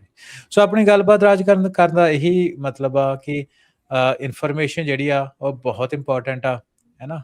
ਤੇ ਉਹ ਜਿਹੜੀ ਆ ਉਹ ਆਪਾਂ ਨੂੰ ਆਪਣਾ ਵੀ ਮੈਨੂੰ ਕਦੇ ਕਦੇ ਇਹ ਲੱਗਦਾ ਕਿ ਚਲੋ ਮੇਰਾ ਅਖੀਰਲਾ ਇੱਕ ਮੇਰਾ ਸੁਪਨਾ ਇਹ ਹੈ ਵੀ ਆਪਾਂ ਕੁਛ ਟੈਕ ਦੇ ਵਿੱਚ ਸਾਡੇ ਕੋਲ ਇੰਨੀ ਫੰਡਿੰਗ ਹੋਏ, ਆਪਾਂ ਕੋਲ ਇੰਨੇ ਰਿਸੋਰਸ ਹੋਣ ਵੀ ਅਸੀਂ ਪੰਜਾਬ ਦਾ, ਪੰਜਾਬੀਅਤ ਦਾ, ਸਿੱਖਾਂ ਦਾ ਵੀ ਕੋਈ ਨਾ ਆਪਣਾ ਜਿਹੜਾ ਨੇਟਿਵ ਹੋਮ ਗਰੋਨ ਜਿਹੜਾ ਆਪਣਾ ਮਾਡਲ ਹੋਏ, ਲਾਰਜ ਲੈਂਗੁਏਜ ਮਾਡਲ, ਜਿਹੜੇ ਵਿੱਚ ਸਾਰੀਆਂ ਜੋ ਸਾਡੇ ਇਤਿਹਾਸਿਕ ਤੌਰ ਦੇ ਉੱਤੇ ਚੀਜ਼ਾਂ ਪਈਆਂ ਹੋਈਆਂ ਕੰਟੈਕਸਟ ਦੇ ਅਕੋਰਡਿੰਗਲੀ ਸਾਡੀ ਆਉਣ ਵਾਲੀ ਜਨਰੇਸ਼ਨ ਦੀ ਰੈਫਰੈਂਸ ਦੇ ਵਾਸਤੇ ਇੱਕ ਬਹੁਤ ਸੋਹਣਾ ਰੈਫਰੈਂਸ ਇਨਫਰਾਸਟ੍ਰਕਚਰ ਜਿਹੜਾ ਲਾਰਜ ਲੈਂਗੁਏਜ ਮਾਡਲ ਵਾਲਾ ਬਣੇ।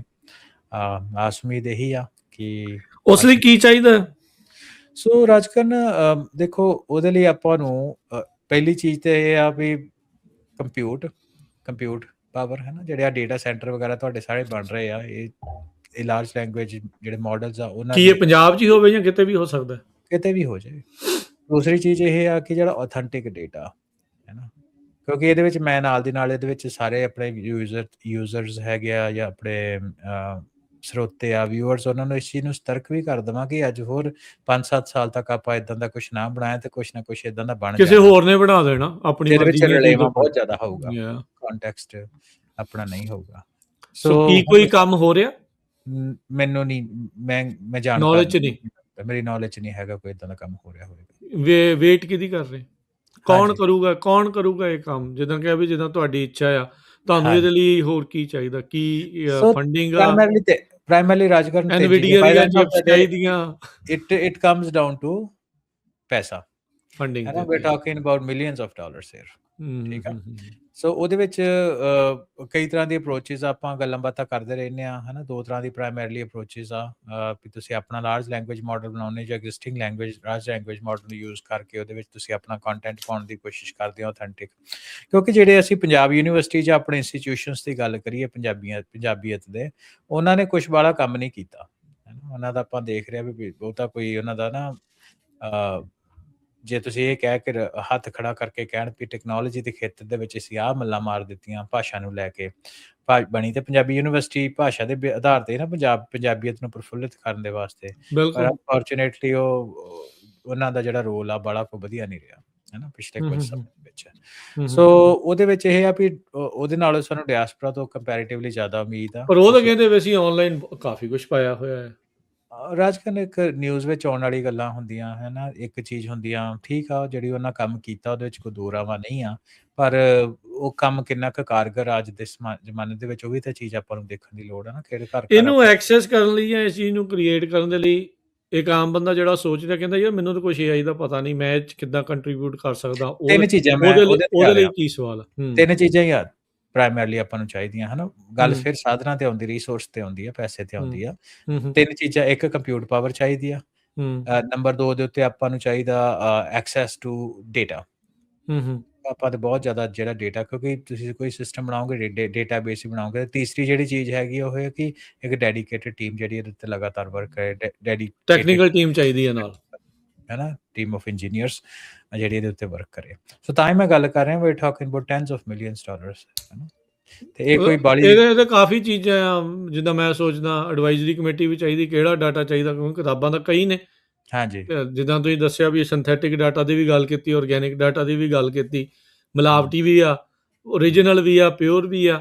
ਸੋ ਉਹ ਡਿਸਾਈਡ ਕਰਨ ਦੇ ਲਈ ਕਿੱਦਾਂ ਆ, ਕਿਹਦੇ ਤੋਂ ਇੰਸਪਾਇਰ ਹੋ ਕੇ ਚੱਲਣਾ ਆ, ਹੈ ਨਾ। ਵੀ ਇਟਸ ਅ ਹਿਊਜ ਪ੍ਰੋਜੈਕਟ। ਮੈਂ ਜ਼ਿਆਦਾ ਸੈਲ ਨਹੀਂ ਕਰ ਰਿਹਾ ਵੀ ਇੱਦਾਂ ਚੀਜ਼, ਪਰ ਆਪਾਂ ਸਾਰਿਆਂ ਨੂੰ ਇੱਕ ਆਮ ਇਨਸਾਨ ਕਿੱਦਾਂ ਕੰਟਰੀਬਿਊਟ ਕਰ ਸਕਦਾ ਹੈ, ਉਹਦੇ ਲਈ ਉਹਨੂੰ ਵੀ ਥੋੜ੍ਹਾ ਜਿਹਾ ਆਸਾਨੀ ਨਾਲ ਜੇ ਦੱਸਣਾ ਹੋਵੇ ਤਾਂ ਕਿੱਦਾਂ ਹੈ?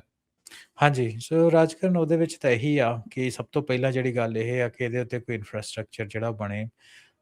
ਆਪਾਂ ਕਾਫੀ ਲੋਕਾਂ ਦੇ ਨਾਲ ਗੱਲਬਾਤ ਕਰ ਰਹੇ ਹਾਂ ਕਿ ਸ਼ੁਰੂਆਤ ਕਿਤੋਂ ਨਾ ਕਿਤੋਂ ਤਾਂ ਸ਼ੁਰੂ ਹੋਏ ਨਾ, ਉਹਦੇ ਤੋਂ ਬਾਅਦ ਕੋਈ ਇੱਕ ਆਰਗੇਨਾਈਜੇਸ਼ਨ ਬਣੇ, ਕੋਈ ਸਟਰਕਚਰ ਬਣੇ।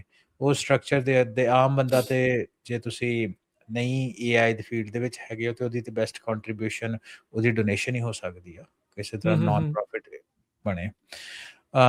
ਉਹ ਤੋਂ ਲੈਦਾ ਤੇ ਇਹੀ ਆ ਕਿ ਜੇ ਤੁਸੀਂ ਇੰਜੀਨੀਅਰ ਹੈਗੇ ਹੋ, ਇਸ ਫੀਲਡ ਦੇ ਵਿੱਚ ਕੰਮ ਕਰਨਾ ਚਾਹੁੰਦੇ ਹੋ, ਜੇ ਤੁਸੀਂ ਹੈ ਨਾ ਤੁਹਾਡੇ ਫਿਜ਼ੀਕਲੀ ਜਿਹੜੀ ਤੁਹਾਡੀ ਨੀਡ ਜਿਹੜੀ ਉਹ ਮੀਟ ਕਰਦੀਆਂ ਪੂਰੀਆਂ, ਤੇ ਤੁਸੀਂ ਇਹ 'ਚ ਵਲੰਟੀਅਰ ਕਰਨਾ ਚਾਹੁੰਦੇ ਹੋ, ਉਹ ਤਾਂ ਹਮੇਸ਼ਾ ਹੈ ਹੀ ਹੈ।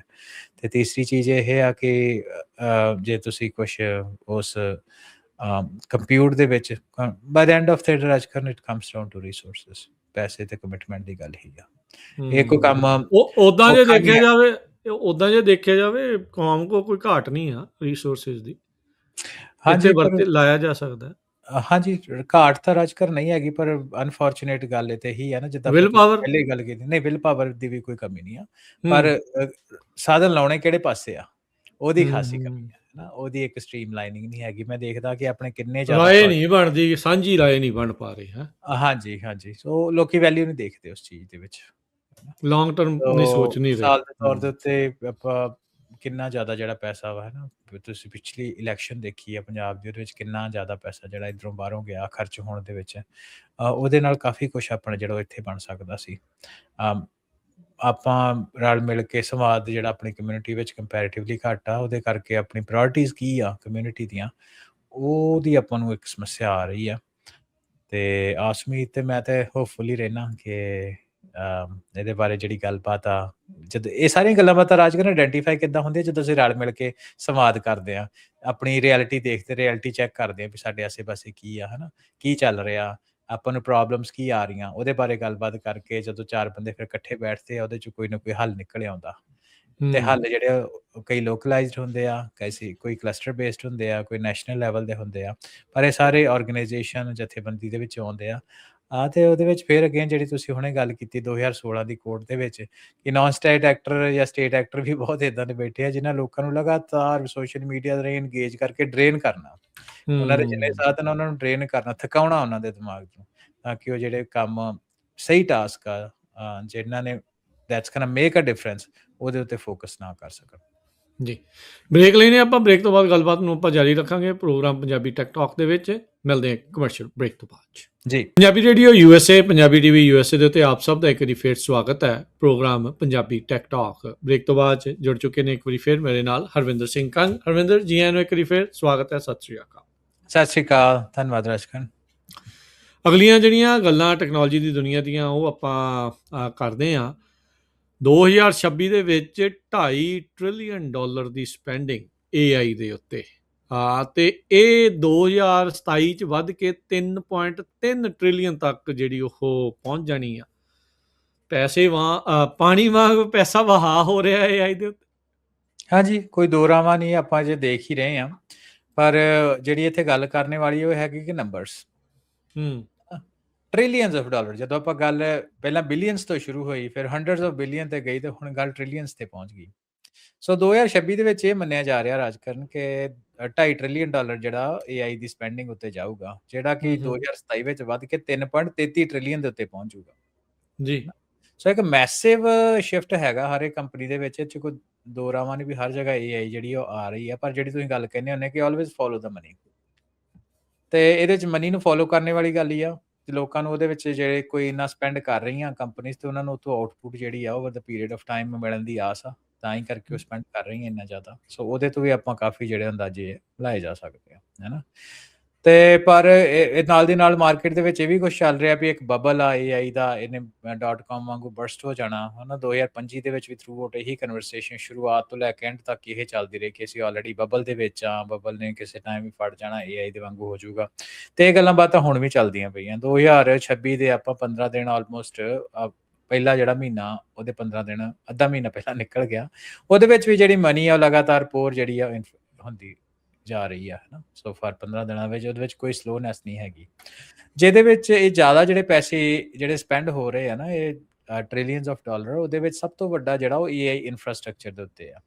ਤੇ ਜਿਹੜੇ ਕੰਪਨੀਜ਼ ਆ, ਇਹ ਮੰਨਿਆ ਜਾ ਰਿਹਾ ਕਿ 1.36 ਟ੍ਰਿਲੀਅਨ ਡਾਲਰ ਜਿਹੜਾ ਵਾ ਉਹ ਜਿਹੜੇ ਬੈਕਬੋਨ ਹੈਗੇ ਆ, ਯਾਨੀ ਕਿ ਡੇਟਾ ਸੈਂਟਰ ਹੋ ਗਏ ਜਾਂ ਉਹਦੇ ਨਾਲ ਰਿਲੇਟਡ ਇਨਫਰਾਸਟ੍ਰਕਚਰ ਦੀ ਗੱਲਾਂ ਹੋ ਗਈਆਂ, ਇਹ 2026 ਦੇ ਵਿੱਚ। ਤੇ ਇਹ ਜਿਹੜਾ ਇਨਫਰਾਸਟ੍ਰਕਚਰ ਆ, ਇਹਦੀ ਸਪੈਂਡਿੰਗ ਇਸੇ ਤਰ੍ਹਾਂ ਹੀ ਚੱਲਦੀ ਰਹੂਗੀ। 2027 ਦੇ ਵਿੱਚ 1.25 ਟ੍ਰਿਲੀਅਨ ਇਨਫਰਾਸਟ੍ਰਕਚਰ ਉੱਤੇ ਇਨਵੈਸਟ ਹੋਊਗਾ।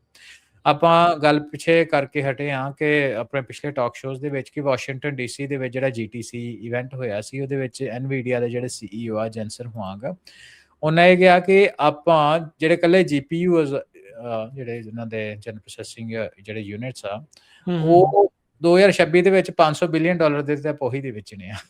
ਸੋ $500 ਟ੍ਰਿਲੀਅਨ ਦੇ GPUs ਹੀ ਵਿਕ ਜਾਣੇ ਇਕੱਲੇ।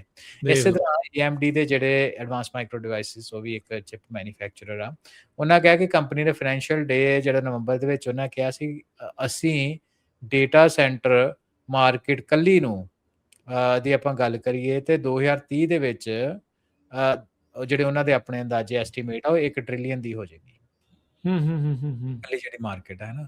ਸੋ ਉਹ ਕਹਿੰਦੇ ਕਿ ਦੇਖੋ, ਜੇ ਆਪਾਂ ਸਪੈਂਡਿੰਗ ਦੀ ਗੱਲ ਕਰੀਏ ਤੇ ਉਹ ਤੇ ਕੋਈ ਪ੍ਰੋਬਲਮ ਨਹੀਂ ਹੈਗੀ, ਹੈ ਨਾ। ਬਹੁਤ ਜ਼ਿਆਦਾ ਪੈਸਾ ਜਿਹੜਾ ਪਾਣੀ ਵਾਂਗੂ ਤੁਸੀਂ ਜਿੱਦਾਂ ਤੁਸੀਂ ਕਿਹਾ ਉਹ ਆ ਰਿਹਾ, ਤੇ ਉਹਦੇ ਵਿੱਚ ਕੱਲੀ GPUs ਦੀ ਗੱਲ ਹੀ ਨਹੀਂ, ਸਟੋਰੇਜ ਇੰਡਸਟਰੀ ਦੀ ਵੀ ਗੱਲ ਕਰੀਏ, ਜਿਹਦੇ ਵਿੱਚ ਸੈਨਡਿਸਕ ਹੋ ਗਈ, ਆਪਣੇ ਮਾਈਕਰੋਨ ਹੋ ਗਈ, ਵੈਸਟਰਨ ਡਿਜੀਟਲ ਜਾਂ ਹੋਰ ਜਿੱਥੇ ਡੇਟਾ ਸਟੋਰੇਜ ਕੰਪਨੀ, ਉਹਨਾਂ ਦੇ ਤੁਸੀਂ ਸਟਾਕ ਦੇਖੋ ਤਾਂ ਉਹ ਵੀ 10-10 ਗੁਣਾ ਜਿਹੜੇ ਉਹ ਵਧੇ ਆ over the period of time.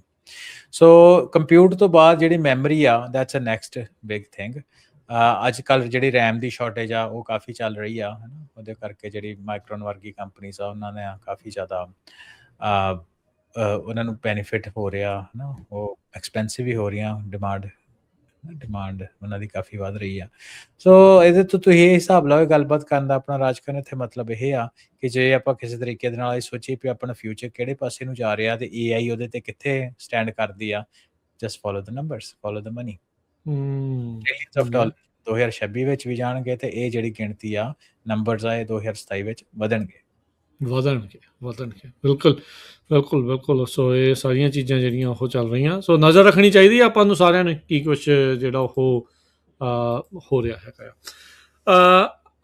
ਆਪਣੀ ਜਿਹੜੀ ਅਗਲੀ ਗੱਲ ਕਰੀਏ, ਇਸ ਦੇ ਵਿੱਚ ਵਰਲਡ ਇਕਨੋਮਿਕ ਫੋਰਮ ਡੇਵਸ ਦੇ ਵਿੱਚ ਹਰ ਸਾਲ ਹੁੰਦੀ ਆ। ਅਗਲਾ ਡੈਕੇਡ ਬਿਜ਼ਨਸ ਨੂੰ ਜਿਹੜਾ ਉਹ ਲੈ ਕੇ ਆ, ਉਹ ਕਿੱਦਾਂ ਦਾ ਰਹਿਣ ਵਾਲਾ ਆ, ਉਹਦੇ ਬਾਰੇ ਵੀ ਚਰਚਾ ਜਿਹੜੀ ਉੱਥੇ ਚੱਲ ਰਹੀ ਹੈ। ਕੀ ਚਰਚਾਵਾਂ ਨੇ, ਕੀ ਕਿਆਸ ਰਹੀਆਂ ਜਿਹੜੀਆਂ WEF ਦੱਸ ਰਿਹਾ? ਹਾਂਜੀ, ਸੋ ਨਾ ਇਹ ਬੜਾ ਕੰਪਲਿਕੇਟਡ ਜਿਹਾ ਟੌਪਿਕ ਉਹ ਸਾਹਮਣੇ ਲੈ ਕੇ ਆਇਆ, ਪਰ ਬੜਾ ਇੰਟਰਸਟਿੰਗ ਵੀ ਹੈ ਨਾਲ ਦੀ ਨਾਲ। ਕੰਪਲਿਕੇਟਡ ਇਸ ਤਰ੍ਹਾਂ ਕਿ ਜਿਹੜਾ ਅਗਲੇ ਡੈਕੇਡ ਦੀ ਹੁਣ ਗੱਲ ਕਰ ਰਹੇ ਆ, ਆਫ ਕੋਰਸ AI ਤੇ ਉਹਦੇ ਵਿੱਚ ਮਿਡ ਐਂਡ ਸੈਂਟਰ ਵਿੱਚ ਤਾਂ ਹੈ ਹੀ ਹੈ ਵਾ, ਹੂੰ, ਹੂੰ। ਤੇ ਪਰ ਉਹਦੇ ਵਿੱਚ ਇਹ ਆ ਕਿ ਇਹ ਜਿਹੜੀ ਮਾਰਕੀਟ ਆ ਕਾਫੀ ਸ਼ਿਫਟ ਹੋ ਰਹੀ ਆ। ਸੋ ਭਾਵੇਂ ਕਿ ਇਹ ਬੜਾ ਕੰਪਲਿਕੇਟਡ ਟੌਪਿਕ ਆ, ਨੂੰ ਇਸੇ ਆਪਣੇ ਟਾਕ ਸ਼ੋ ਵਿੱਚ ਲਿਆਉਣ ਦਾ ਮਤਲਬ ਖਾਸ ਤੌਰ ਤੇ ਜਿਹੜੇ ਬਿਜ਼ਨਸ ਓਨਰਸ ਆ ਨਾ, ਉਹਨਾਂ ਦੇ ਵਾਸਤੇ ਆ ਕਿ ਹੂੰ। ਉਹ ਜਦੋਂ ਆਪਾਂ ਵਰਲਡ ਇਕਨੋਮਿਕ ਫੋਰਮ ਹੈ ਨਾ, ਦੁਨੀਆ ਦਾ ਸਭ ਤੋਂ ਵੱਡਾ ਬਿਜ਼ਨਸ ਦਾ ਫੋਰਮ ਆ, ਤੇ ਉਹਦੇ ਵਿੱਚ ਜੇ ਉਹ ਗੱਲਾਂ ਕਰ ਰਹੇ, ਉਹਨਾਂ ਕੋਲ ਡੈਫੀਨੇਟਲੀ ਜਿਹੜੀ ਇੰਟੈਲੀਜੈਂਸ ਆ ਉਹ ਬਹੁਤ ਜ਼ਿਆਦਾ ਹੈਗੀ ਆ। ਪੂਰੀ ਦੁਨੀਆ ਤੋਂ ਉਹਨਾਂ ਇੰਟੈਲੀਜੈਂਸ ਇਕੱਠੀ ਕੀਤੀ ਆ। ਜਿਹੜੇ ਹਰ ਸਾਲ ਉਹਨਾਂ ਦਾ ਡੇਵੋਸ ਦੇ ਵਿੱਚ ਇਵੈਂਟ ਹੁੰਦਾ, ਜਿਹੜਾ ਕਿ ਅੱਜ ਕੱਲ੍ਹ ਵੀ ਚੱਲ ਰਿਹਾ ਵਾ, ਉਹਦੇ ਬਾਰੇ ਵੀ ਆਪਾਂ ਆਉਣ ਵਾਲੇ ਟਾਕ ਸ਼ੋ ਵਿੱਚ ਗੱਲਬਾਤ ਕਰਾਂਗੇ। ਉਹਨੇ ਇਹ ਕਿਹਾ ਕਿ ਫਿਊਚਰ ਆਫ AI ਆ, ਉਹ ਆਪਾਂ ਨੂੰ ਬਿਲਕੁਲ ਪਰਫੈਕਟਲੀ ਤਾਂ ਨਹੀਂ ਪਤਾ, ਪਰ ਇਹ ਆ ਵੀ ਉਹ AI ਦੇ ਆਲੇ ਦੁਆਲੇ ਰਹੂਗਾ। ਅੱਛਾ। ਉਹਦੇ ਵਿੱਚ ਉਹਨਾਂ ਕਈ ਸਟੇਜਸ ਆ ਇਹਦੇ ਸੰਬੰਧ ਦੇ ਵਿੱਚ ਦੱਸੀਆਂ। ਉਹ ਇਹ ਆ ਕਿ ਜਿਹੜੇ ਲੋਕ ਜਾਂ ਜਿਹੜੇ ਬਿਜ਼ਨਸ ਆਪਣੇ ਆਪ ਨੂੰ ਰੀਆਰਗੇਨਾਈਜ਼ ਕਰ ਸਕਣਗੇ ਅਰਾਊਂਡ, ਉਹਨਾਂ ਵਰਡ ਵਰਤਿਆ ਸਕੇਲੇਬਲ ਇੰਟੈਲੀਜੈਂਸ। ਅੱਛਾ। ਛੋਟੀ ਕੋਈ ਇੱਕ ਜਗ੍ਹਾ ਤੇ ਤੁਸੀਂ ਕੋਈ ਚੀਜ਼ ਨੂੰ ਵਧੀਆ ਤਰੀਕੇ ਦੇ ਨਾਲ ਕਰ ਲਿਆ, ਪਰ ਗੱਲ ਇਹ ਹੈ ਕਿ ਕੀ ਤੁਸੀਂ ਉਹਨੂੰ ਸਕੇਲ ਕਰ ਸਕਦੇ ਹੋ ਵੱਡੇ ਲੈਵਲ ਦੇ ਉੱਤੇ as you grow your business. ਤੇ ਉਹ ਜਿਹੜੇ ਆ ਉਹ ਬਿਜ਼ਨਸ ਜਿਹੜੇ ਆ ਉਹ ਡੋਮੀਨੇਟ ਕਰਨਗੇ। ਉਹ ਇਦਾਂ ਦੇ ਐਂਟਰਪ੍ਰਾਈਜ਼ ਜਿਹੜੇ ਉਹ ਸਾਹਮਣੇ ਲੈ ਕੇ ਆਉਣਗੇ, ਜਿਹੜੇ ਕਿ ਪਿਛਲੀ ਲਾਸਟ ਸੈਂਚੁਰੀ ਤੋਂ ਉਹ ਥੋੜੇ ਜਿਹੇ ਵੱਖ ਹੋਣਗੇ। ਹੁਣ ਅਗੇਨ ਮੈਂ ਕਿਹਾ ਨਾ ਕੰਪਲਿਕੇਟਡ ਟੌਪਿਕ ਆ, ਪਰ ਇਹਦੀ ਆਪਾਂ ਐਗਜ਼ਾਮਪਲ ਇੱਕ ਲੈ ਲੈਂਦੇ ਹਾਂ। ਹੁਣ ਦੱਸੋ। ਚੈਟ GPT ਆਪਾਂ ਆਫਲਾਈਨ ਜਿੱਦਾਂ ਗੱਲ ਕਰਦੇ ਸੀ, ਚੈਟ GPT ਨੇ ਕਾਫੀ ਡੋਮੀਨੈਂਸ ਰਹੀ ਆ, ਹੁਣ ਵੀ ਹੈਗੀ ਵੈਸੇ ਉਹਦੀ। 2026 ਦੇ ਵਿੱਚ ਆਪਾਂ ਬੈਠੇ ਹਾਂ, 2022 ਤੋਂ ਲੈ ਕੇ 26 ਤੱਕ 4 ਸਾਲ ਤੱਕ ਚੈਟ GPT ਦੀ ਇੱਕ ਵੱਡੀ ਡੋਮੀਨੈਂਸ ਰਹੀ ਆ ਚੈਟ ਬੋਟਸ ਦੇ ਮਾਮਲੇ ਦੇ ਵਿੱਚ, ਜਾਂ AI ਦੇ ਜਨਰਲ ਮਾਮਲੇ ਦੇ ਵਿੱਚ। ਜਦੋਂ ਕੋਈ AI ਦਾ ਨਾਂ ਲੈਂਦਾ, ਚੈਟ GPT ਸਾਹਮਣੇ ਉਹਨਾਂ ਦੇ ਆ ਜਾਂਦਾ, ਜਿੱਦਾਂ ਸਰਚ ਲਈ ਗੂਗਲ ਆ, ਹੈ ਨਾ, ਜਿੱਦਾਂ ਸਰਚ ਦੇ ਲਈ ਗੂਗਲ ਆ, ਜਾਂ ਆਪਰੇਟਿੰਗ ਸਿਸਟਮ ਦੇ ਲਈ ਮਾਈਕਰੋਸਾਫਟ ਆ, ਵਿੰਡੋਜ਼ ਆ, ਹਾਂ, ਸੋਸ਼ਲ ਮੀਡੀਆ ਦੇ ਲਈ ਮੈਟਾ, ਐਕਸ ਵਗੈਰਾ। 2023 ਦੇ ਵਿੱਚ ਮਾਈਕਰੋਸਾਫਟ ਦੇ ਜਿਹੜੇ CEO ਆ, ਉਹਨਾਂ ਕਿਹਾ ਕਿ ਮਾਈਕਰੋਸਾਫਟ ਤੇ ਗੂਗਲ ਦੋਹਾਂ ਦੇ ਜਿਹੜੇ CEO, ਉਹਨਾਂ ਕਿਹਾ ਕਿ ਭਾਈ ਆਪਾਂ ਸਾਡੇ ਲਈ ਇਹ ਜਿਹੜਾ ਕੰਮ ਹੈ ਕੋਡ ਰੈਡੀ ਆ, ਕਿਉਂਕਿ ਗੂਗਲ ਦੀ ਖਾਸ ਤੌਰ ਦੇ ਉੱਤੇ ਗੱਲ ਕਰੀਏ ਤੇ ਉਹਨਾਂ ਦਾ ਜਿਹੜਾ ਸਰਚ ਆ, ਜਿਹਦਾ ਉਹਨਾਂ ਦਾ ਬ੍ਰੈਡ ਐਂਡ ਬਟਰ ਆ, ਉਹਨੂੰ ਚੈਟ GPT ਨੇ ਸਿੱਧਾ ਇੰਪੈਕਟ ਕੀਤਾ। ਲੋਕੀ ਗੂਗਲ ਦੇ ਉੱਤੇ ਨਹੀਂ ਜਾਂਦੇ ਸੀ ਚੈਟ GPT ਜਨਰੇਟਿਵ AI ਦੇ ਨਾਲ ਆਪਣੇ ਸਰਚ ਰਿਜ਼ਲਟ ਦੇਖਣ ਲੱਗ ਗਏ। ਹੁਣ ਉਸ ਤੋਂ ਬਾਅਦ ਇਨ ਦਾ ਫੋਲੋਇੰਗ ਈਅਰ 2024-25 ਦੇ ਵਿੱਚ ਆਪਾਂ ਇਹ ਦੇਖਿਆ ਕਿ ਬਹੁਤ ਜ਼ਿਆਦਾ ਜਿਹੜੀ ਸ਼ਾਪਿੰਗ ਦੀ ਟ੍ਰੈਫਿਕ ਆ ਉਹ ਚੈਟ GPT ਦੇ ਰਾਹੀਂ, ਸੋ ਉਹਨਾਂ ਦੇ ਐਡਵਰਟਾਈਜ਼ਰ ਜਿਹੜੇ ਆ ਗੂਗਲ ਤੋਂ ਚੈਟ GPT ਵੱਲ ਜਾਣਾ ਸ਼ੁਰੂ ਕੀਤੇ। ਤੇ ਉਹਨਾਂ ਕਿਹਾ ਭਾਈ ਸਾਡਾ ਕੋਡ ਰੈਡ ਆ, ਵੀ ਇਹ ਤੇ ਸਾਡੇ ਬਿਜ਼ਨਸ ਨੂੰ ਸਮਰੱਥਾ ਰੱਖਦੀ ਹੈ ਖਾਣ ਦੀ, ਜੇ ਅਸੀਂ ਇਹਦੇ ਵਿੱਚ ਚੇਂਜ ਨਾ ਲਿਆਂਦੇ, ਸਕਸੈਸਫੁਲ ਆਪਣੀ ਚੇਂਜ ਨਾਲ ਲੈਂਦੀ। ਉਹਨਾਂ ਇੱਕ ਜਿਹੜੀ ਡਿਵੀਜ਼ਨ ਆ ਉਹਨੂੰ ਪੂਰਾ ਲੇ ਆਫ ਕੀਤਾ, ਵੱਡੇ ਤੌਰ ਦੇ ਉੱਤੇ ਤਾਂ ਲੇ ਆਫ ਕੀਤੀਆਂ, ਸਟ੍ਰੀਮਲਾਈਨ ਕੀਤੀਆਂ ਆਪਣੀ ਬਿਜ਼ਨਸ ਪ੍ਰਾਇੋਰਟੀ ਤੇ AI ਦੇ ਉੱਤੇ ਲੈ ਕੇ ਆਏ। ਤੇ ਉਹਦੇ ਜਿਹੜੇ ਰਿਜ਼ਲਟ ਆ ਰਾਜ ਕਰਨ 2025 ਦੇ ਮਿਡ ਤੋਂ ਬਾਅਦ, ਕਹਿ ਲਓ ਕਿ 2025 ਦੀ ਫਾਲ ਵਿੱਚ ਸਾਨੂੰ ਦਿਖਣੇ ਸ਼ੁਰੂ ਹੋ ਗਏ।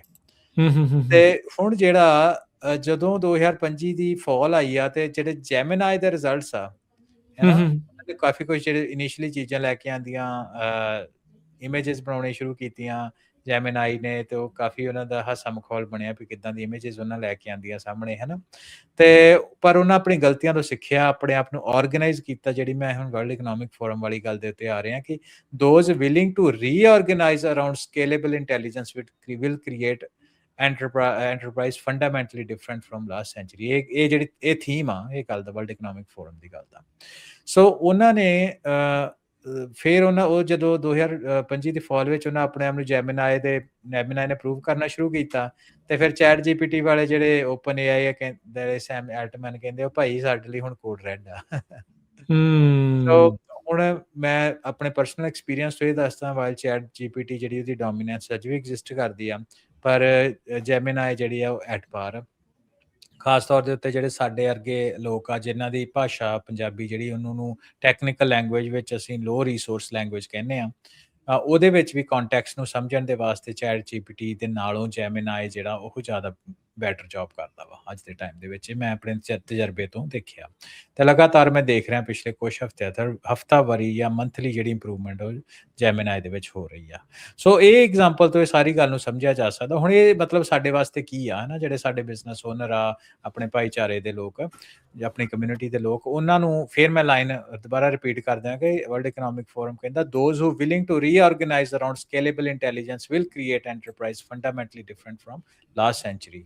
ਸੋ ਇਹਨੂੰ ਇਸ ਤਰੀਕੇ ਦੇ ਨਾਲ ਵੀ ਭਾਈ ਜਿਹੜਾ ਸਟੇਟਸ ਕੋ ਹੈਗਾ ਆਪਣੇ ਕੰਮ ਕਰਨ ਦਾ, ਵੀ ਇਸ ਤਰੀਕੇ ਨਾਲ ਹੀ ਆਪਾਂ ਕਰਦੇ ਆਏ ਪਿਛਲੇ 30 ਸਾਲਾਂ ਤੋਂ, ਆਪਾਂ ਇਦਾਂ ਹੀ ਕੰਮ ਕਰਨਾ ਵਾ, ਉਹ ਅਪਰੋਚ ਨੂੰ ਆਪਾਂ ਛੱਡ ਕੇ ਆਪਾਂ ਆਪਾਂ ਦੇਖਦੇ ਹਾਂ ਕਿ ਬਿਜ਼ਨਸ ਜਿਹੜੇ ਉਹਨੂੰ ਲਗਾਤਾਰ ਆਪਾਂ ਨੂੰ ਅਪਡੇਟ ਕਰਨਾ ਪੈਂਦਾ।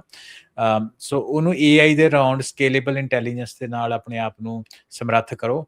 ਉਹ ਜਿਹੜੇ ਤੁਸੀਂ ਬਿਜ਼ਨਸ ਆ ਉਹ ਫਿਊਚਰ ਵਿੱਚ ਇਕੱਲੇ ਸਰਵਾਈਵ ਵੀ ਨਹੀਂ ਕਰਨਗੇ, ਉਹ ਥਰਾਈਵ ਕਰਨਗੇ। ਇਹ ਸਾਰੀ ਗੱਲਬਾਤ ਦਾ ਕਰਨ ਦਾ ਮੋਟਿਵ ਇਹੀ ਆ।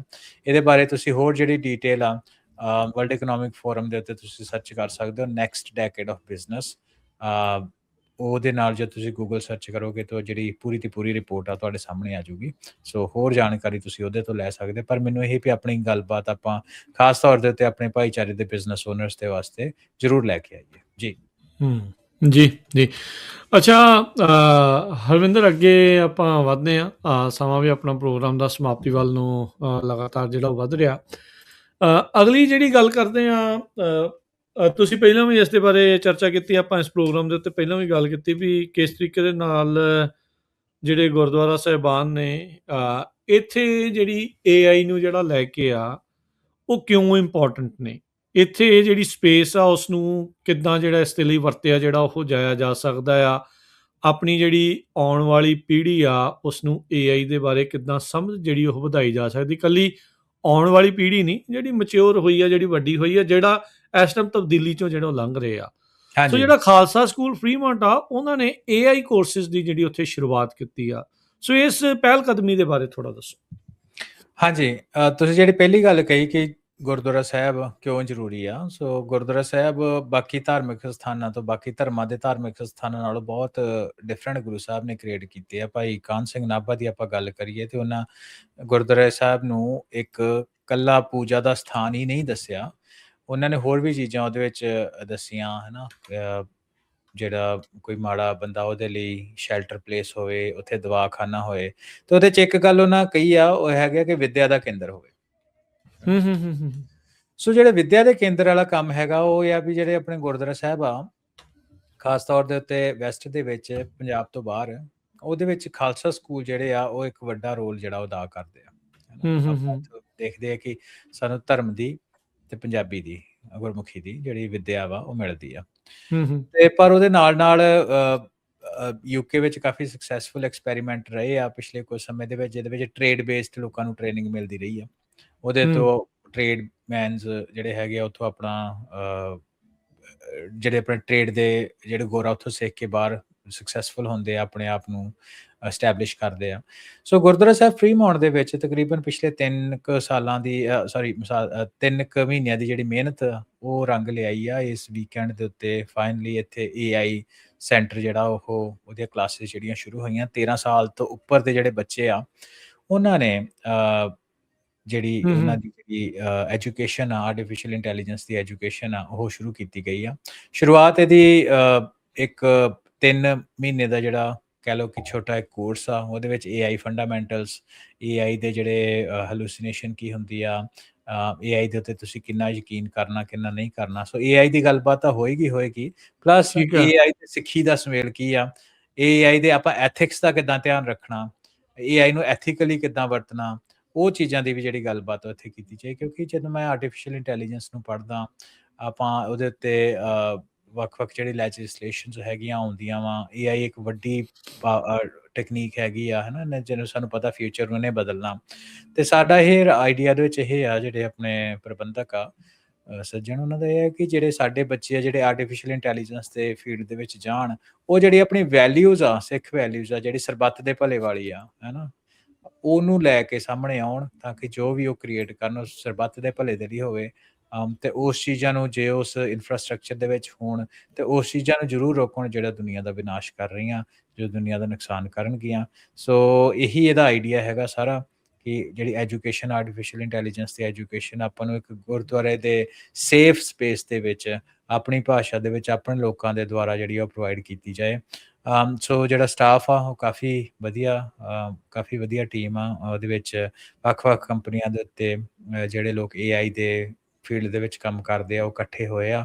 ਉਹਨਾਂ ਨੇ ਕਰਿਕੂਲਮ ਜਿਹੜਾ 12 ਹਫ਼ਤੇ ਦਾ ਤਿਆਰ ਕੀਤਾ, ਜਿਨ੍ਹਾਂ ਦੇ ਵਿੱਚ ਵੱਡੀਆਂ ਕੰਪਨੀਆਂ ਦੇ ਕਈ head of AI infrastructure manager ਆ, ਹੈ ਨਾ, ਵੱਡੇ ਨਾਂ ਹੈਗੇ ਆ, ਉਹ ਇਕੱਠੇ ਹੋ ਕੇ ਬੱਚਿਆਂ ਨੂੰ ਜਿਹੜੀ ਉਹ ਐਜੂਕੇਸ਼ਨ ਦੇਣਗੇ। ਤੇ ਇਹ ਜਿਹੜੀ ਗੱਲਬਾਤ, ਇਹ ਜਿਹੜੀ ਆ ਐਜੂਕੇਸ਼ਨ ਨਿਰੰਤਰ 3 ਮਹੀਨਿਆਂ ਦੇ ਵਾਸਤੇ 12 ਕੋਰਸਿਸ ਦੇ ਵਿੱਚ ਇਹਨੂੰ ਡਿਵਾਈਡ ਕੀਤੀ ਜਾਏਗੀ। ਸੋ ਪਹਿਲੀ ਜਿਹੜੀ ਹੈਗੀ ਆ ਉਹ ਸ਼ੁਰੂ ਹੋ ਚੁੱਕੀ ਹੈ, ਜਿਹੜੀ ਅਪ੍ਰੈਲ ਦੇ ਪਹਿਲੇ ਹਫਤੇ ਖਤਮ ਹੋਏਗੀ।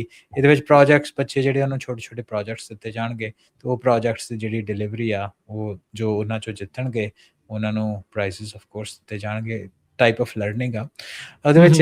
ਵਧੀਆ ਰਾਜ ਕਰਨ ਇੱਕ ਗੱਲ ਇਹ ਆ ਕਿ ਜਦੋਂ ਪਹਿਲੀ ਓਰੀਐਂਟੇਸ਼ਨ ਹੋਈ ਆ, ਉਹਦੇ ਵਿੱਚ ਥੋੜੀ ਬਹੁਤੀ ਆਰਟੀਫਿਸ਼ਲ ਇੰਟੈਲੀਜੈਂਸ ਦੀ ਗੱਲ ਹੋਈ ਆ, ਤੇ ਜਿਹੜੇ ਬੱਚਿਆਂ ਦੇ ਪੇਰੈਂਟਸ ਸੀ ਉਹ ਵੀ ਬਹੁਤ ਇੰਟਰਸਟਿਡ ਸੀ। ਉਹ ਕਹਿੰਦੇ ਕਿ ਜੇ ਤੁਸੀਂ ਕਹੋ, ਜੇ ਤੁਸੀਂ ਆਗਿਆ ਸਾਨੂੰ ਦਿਓ ਤੇ ਅਸੀਂ ਆਪ ਕਲਾਸ ਵਿੱਚ ਬਹਿ ਜਾਈਏ, ਕਿਉਂਕਿ ਸਾਡੇ ਲਈ ਵੀ AI ਦੀ ਐਜੂਕੇਸ਼ਨ ਜਿਹੜੀ ਹੈ ਬਹੁਤ ਜ਼ਰੂਰੀ ਹੈ। ਇੰਪੋਰਟੈਂਟ ਆ। ਸੋ ਇਹਦੇ ਵਿੱਚ ਇਹ ਬੜੀ ਇੰਟਰਸਟਿੰਗ ਇਹ ਜਿਹੜਾ ਤਾਲਮੇਲ ਆ, ਇਹ ਆਪਾਂ ਨੂੰ ਦੇਖਣ ਨੂੰ ਮਿਲਿਆ ਵੀ ਬੱਚਿਆਂ ਦੇ ਨਾਲ ਜਿਹੜੇ ਪੇਰੈਂਟਸ ਆ ਉਹ ਵੀ ਆਰਟੀਫਿਸ਼ਲ ਇੰਟੈਲੀਜੈਂਸ ਦੀ ਐਜੂਕੇਸ਼ਨ ਜਿਹੜੀ ਉਹ ਲੈ ਰਹੇ ਆ। ਸੋ ਪਹਿਲੀ ਕਲਾਸ ਕੱਲ ਐਤਵਾਰ 18 ਤਰੀਕ ਨੂੰ ਸ਼ੁਰੂ ਹੋਈ ਸੀ। ਸੋ ਬੇਸਿਕ ਸਮਝਾਏਗੇ ਕੀ ਗੱਲ ਬਾਤ ਹੋਈ ਫਿਰ AI ਦੇ ਬਾਰੇ?